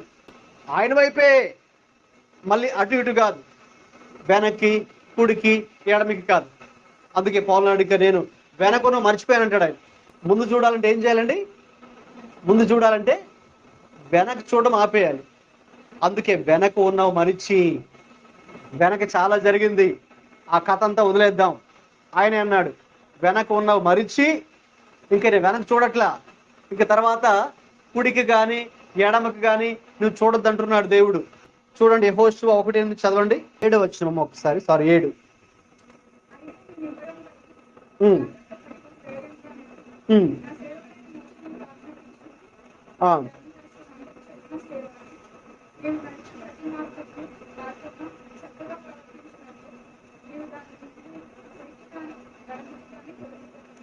అదండి, కుడికి కానీ ఎడమకి కానీ తొలగకూడదు అంటే కుడికి కానీ ఎడం వైపు కానీ చూడకూడదు, వెనక్కి చూడకూడదు, కుడికి కానీ ఎడమకి కానీ చూడకూడదు. మరి ఎలా చూడాలి? ఎస్, తిన్నంగా. చెప్పాము కదా, డ్రైవింగ్ చేసేటప్పుడు మనం తిన్నంగానే చూడాలని. అటు ఇటు చూసామనుకో యాక్సిడెంట్ అయిపోతుంది. అందుకే తిన్నంగా చూడమంటే అదే, అంటే యేసు వైపే చూచుచు. హల్లెలూయా. యేసు వైపే చూస్తూ మనం ఓపికతో పరిగెత్తినప్పుడు తప్పకుండా మనకు బహుమానము, ప్రతిఫలము దేవుడు మనకు అనుగ్రహిస్తాడు. హల్లెలూయా. తప్పకుండా ఈ క్రైస్తవ జీవితానికి బహుమానము, ప్రతిఫలము, రివార్డ్ అయితే ఖచ్చితంగా ఉంది. కాబట్టి అది ప్రభు మనకి ఇవ్వాలి అంటే మరి మనం ఎవరి వైపు చూడాలండి? ఆయన వైపే చూడాలి. రైట్, ప్రార్థన చేద్దాం. విన్న వాక్యాన్ని బట్టి ప్రభుకు స్తోత్రాలు చెల్లిద్దాం. అందరూ కూడా ఒక నిమిషం ప్రార్థన చేద్దాం. ఈరోజు ప్రభు మనతో ఒకే ఒక మాట మాట్లాడారు. యేసు వైపు చూచుచు ముందుకు వెళ్ళు అని దేవుడు చెప్తున్నారు. యేసు వైపు చూచుచు ముందుకు వెళ్ళు, అడుగులు ముందుకు వేయి, యేసు వైపు చూస్తూ జీవించు. ఈ రోజున ప్రభు మనతో మాట్లాడారు. ఎందుకు యేసు వైపే చూడాలి? ఎందుకు మనం మనుషుల వైపు చూడకూడదు? ఎందుకు మనం లోకం వైపు చూడకూడదు? ఎందుకు మన వైపు కూడా మనం చూసుకోకూడదు? కేవలం యేసు వైపు చూడాలో ఈరోజు వాక్యంలో మనం కొన్ని విషయాల ప్రభు మనతో మాట్లాడారు. అవును, ఆకాశం నుంచి వచ్చిన శబ్దం చెప్పిన మాట ఏంటి? ఈయన నా ప్రియ కుమారుడు, ఈయన నేను ఆనందించున్నాను, కేవలం మీరు ఈయన మాటే వినుడి అని వచ్చిన శబ్దము. కళ్ళు తెరిచి చూడగా యేసు మాత్రమే అక్కడ ఉండెను, ఇక ఎవరు లేరు. యేసు మాట మాత్రమే వినండి అని ప్రభువు చెప్పారు. ఎందుకంటే ఆయనే మన దేవుడు, ఆయనే మన రక్షకుడు. అలాగే ఈరోజు వాక్యంలో మనం ధ్యానించుకున్నట్టుగా మనకు రక్షణ అనుగ్రహించింది ఆయనే. అంటే మన క్రైస్తవ జీవితాన్ని ప్రారంభించింది ఆయనే, కృప చూపించింది ఆయనే. మన పరిస్థితి అయితే చాలా దారుణంగా ఉన్నది. పాపముల చేతను, అపరాధముల చేతను చచ్చిన స్థితిలో ఉన్నాము. అయితే ఆయనే మనకు కృప చూపించి, ఆయనే మనకు దయ దాక్షిణ్యం చూపించి మనల్ని రక్షించిన దేవుడు ఆయనే. అలాగే ఈ రక్షణను కొనసాగించుకోవడానికి కూడా ఆయనే సహాయం చేస్తూ ఉన్నాడు మనకు. మనం తొట్టిల్లకుండా, పడిపోకుండా, మునిగిపోకుండా ఆయనే చేయి పట్టుకొని మనల్ని పైకి లేపుతున్న దేవుడు ఆయనే. ప్రతి శోధన ఎందుకు కూడా తప్పించుకునే మార్గాన్ని ఏర్పాటు చేస్తున్నది కూడా ఆయనే. మన నిర్దోషులుగా జీవించడానికి సహాయం చేస్తున్న దేవుడు కూడా ఆయనే. అన్ని విషయాలలో నడిపిస్తున్న దేవుడు కూడా ఆయనే. మన పక్కనే ఉండి మనల్ని బలపరుస్తున్న దేవుడు కూడా ఆయనే. అందుకే ఆయన వైపే చూడాలి. అందుకే ఎల్లప్పుడూ కూడా మనతో ఉండే దేవుడు ఆయనే, కాబట్టి ఆయన వైపే చూడాలి. అయితే ఈరోజు ప్రభువుని అడుగు, ప్రభువా నన్ను క్షమించు నాయనా, చాలా సార్లు, అనేక సార్లు నేను మీ వైపు చూడలేకపోతున్నాను తండ్రి. నేను పరిస్థితుల వైపే చూస్తూ ఉన్నాను, మనుషుల వైపే చూస్తున్నాను, వెనక్కి తిరిగి చూస్తున్నాను, చాలా సార్లు కుడికి ఎడమకి తిరుగుతూ ఉన్నాను, అటు ఇటు చూస్తున్నాను, మనుషుల వైపు చూస్తున్నాను తండ్రి. నేను చూడవలసిన వైపు అనగా మీ వైపు నేను చూడలేకపోతున్నాను చాలాసార్లు. తండ్రి దయచేసి నన్ను క్షమించు నాయనా అని కూడా పశ్చాత్తాపంతో ఆయన దగ్గర క్షమాపణ కూడా అడగండి. ఎందుకంటే విశ్వాసులుగా ఆయన కోరుతున్నది కూడా ఏంటి అంటే ఎల్లప్పుడూ మనము ఆయన వైపు చూస్తూ ముందుకు వెళ్ళాలని దేవుడు కోరుతుండగా మరి మనం అది చేయట్లేదు కాబట్టి పశ్చాత్తాపంతో ఆయన దగ్గర క్షమాపణ అడగండి. దేవా, కనీసం ఈ రోజు నుంచైనా ఇక నుంచైనా యేసయ్యా నాకు సహాయం చేయి తండ్రి. యేసు వైపు చూచుచు ఈ విశ్వాస పరుగు పందెములో తండ్రి అయ్యా ప్రతి భారమును సులువుగా చిక్కులు పెట్టే పాపమును విడిచిపెట్టి ఓపికతో ఈ ఆత్మీయ పరుగు పందెములో నేను యేసు వైపు చూస్తూ ముందుకు పరిగెత్తే కృప, నడిచే కృప నాకు సహాయం దయచేయి తండ్రి. నాకు మీ కృప కావాలయ్యా, నాకు మీకు శక్తి కావాలి తండ్రి, నాకు సహాయం దయచేయము తండ్రి యేసయ్యా అని అందరూ నోరు తెరిచి అడగండి, మొరపెట్టండి, ప్రభు వైపు చూడండి. ప్రభువే మనకు సహాయం చేసే దేవుడు, ప్రభువే మనల్ని బలపరిచే దేవుడు, ప్రభువే మనల్ని నడిపించే దేవుడు. ఇదిగో ఆయన వైపు చూడటానికి కూడా గమనించండి. దేవుని బిడ్డలారా, మీతో పంచుకున్నట్టుగా పెద్ద పాత్ర పోషిస్తున్నది దేవుడే అనగా మనల్ని వెతుక్కుంటూ వచ్చి రక్షించింది ఆయనే. ఈ పొందుకున్న రక్షణలో కొనసాగించుటకు బలపరిచేది, సహాయం చేసేది కూడా ఆయనే. ఒక రోజు ఈ రక్షణను ముగించి ఇక ఆయన సన్నిధికి చేరుకునేంత వరకు కూడా ఆ ముగింపునకు కూడా సహాయం చేసే దేవుడు కూడా ఈ దేవుడే. ఎంత గొప్ప ధన్యత అండి, ఎంత గొప్ప ఆధిక్యత మనకు విశ్వాసులుగా మన దేవుడు మన పక్షంగా ఉండి పెద్ద పాత్ర పోషిస్తూ ఉన్నాడు. మనం చేయాల్సిందల్లా ఒక్కటే, మనము యేసు వైపు చూస్తే చాలు, అంతే. యేసు వైపు చూస్తూ అడుగులు ముందుకు వేయడమే మన పని. వెనక్కి చూడకుండా, కుడికి ఎడమకి చూడకుండా యేసు వైపే చూస్తూ ముందుకు అడుగులు వేయడమే మన పని. ఇక మిగతాదంతా ఆయన పని. ఇక అన్ని ఆయన చూసుకుంటాడు. ఇక అన్ని విషయాల్లో ఆయన మనకు తోడుగా ఉండి సహాయం చేస్తానని ఆయనే వాగ్దానం చేస్తూ ఉండగా ఈ ఉదయకాల వేళ ఒక సమర్పణ ప్రార్థన చేద్దాము. Let's all make a commitment prayer this morning to look unto Jesus always, to fix our eyes on Jesus. మన ఐస్ ఇంకా ఆయన మీద ఫిక్స్ చేసుకోవాలని దేవుడు ఒక వాక్యం తెలియజేస్తుంది. Let us look unto the Lord alone. Hallelujah. యేసు వైపు మాత్రమే చూచుచూ ఓపికతో ముందుకు పరిగెత్తడానికి ప్రార్థన చేద్దాం. Thank you lord. హల్లెలూయా. ప్రేమగల తండ్రి, నాయనా ఇదిగో ఈ ఉదయ కాలంలో మీరు మీ వాక్యం ద్వారా మాతో అందరితో మాట్లాడుతూ వచ్చావు తండ్రి. మీకు స్తోత్రం ప్రభువా. యేసు వైపు చూస్తూ మా ఆత్మీయ జీవితాన్ని ముందుకు కొనసాగించుకున్నట్టుకు మాకు సహాయం దయచేయండి తండ్రి. ప్రభువా, ఈ ఉదయ కాల తండ్రి అయ్యా అనేక సార్లు మేము వెనక్కు చూస్తూ ఉన్నాం, కుడికి ఎడమకు చూస్తూ ఉన్నాం, ప్రజల వైపు చూస్తూ ఉన్నాం, పరిస్థితుల వైపు చూస్తున్నాం, కానీ మా ప్రభు వైపు చూడలేకపోతున్నందుకు దయచేసి మమ్మల్ని క్షమించమని కూడా అడుగుతున్నాము తండ్రి. పశ్చాత్తాప హృదయముతో మీ సన్నిధిలో మీ క్షమాపణ అడుగుతున్నాము నాయనా. దయచేసి మమ్మల్ని క్షమించండి. ఇది మొదలుకొని ప్రభువా ఎల్లవేళలా యేసు వైపు చూచుచూ ముందుకు ప్రయాణించే కృప, ఆత్మీయమైనటువంటి జీవితంలో అడుగులు ముందుకు వేసుకుంటూ అయ్యా ప్రతి భారమును అయ్యా సులువుగా చిక్కులు పెట్టే ప్రతి పాపమును విడిచిపెట్టి ఓపికతో ఈ పరుగు పందెములో పరిగెత్తే కృప మాకు సంఘానికి నిలిచిన వారందరికీ కూడా తండ్రి ఈ యొక్క కృపను అనుగ్రహించమని యేసు క్రీస్తు ప్రభువు పరిశుద్ధ నామములో ప్రార్థిస్తున్నాము తండ్రి. ఆమేన్. ఆమేన్.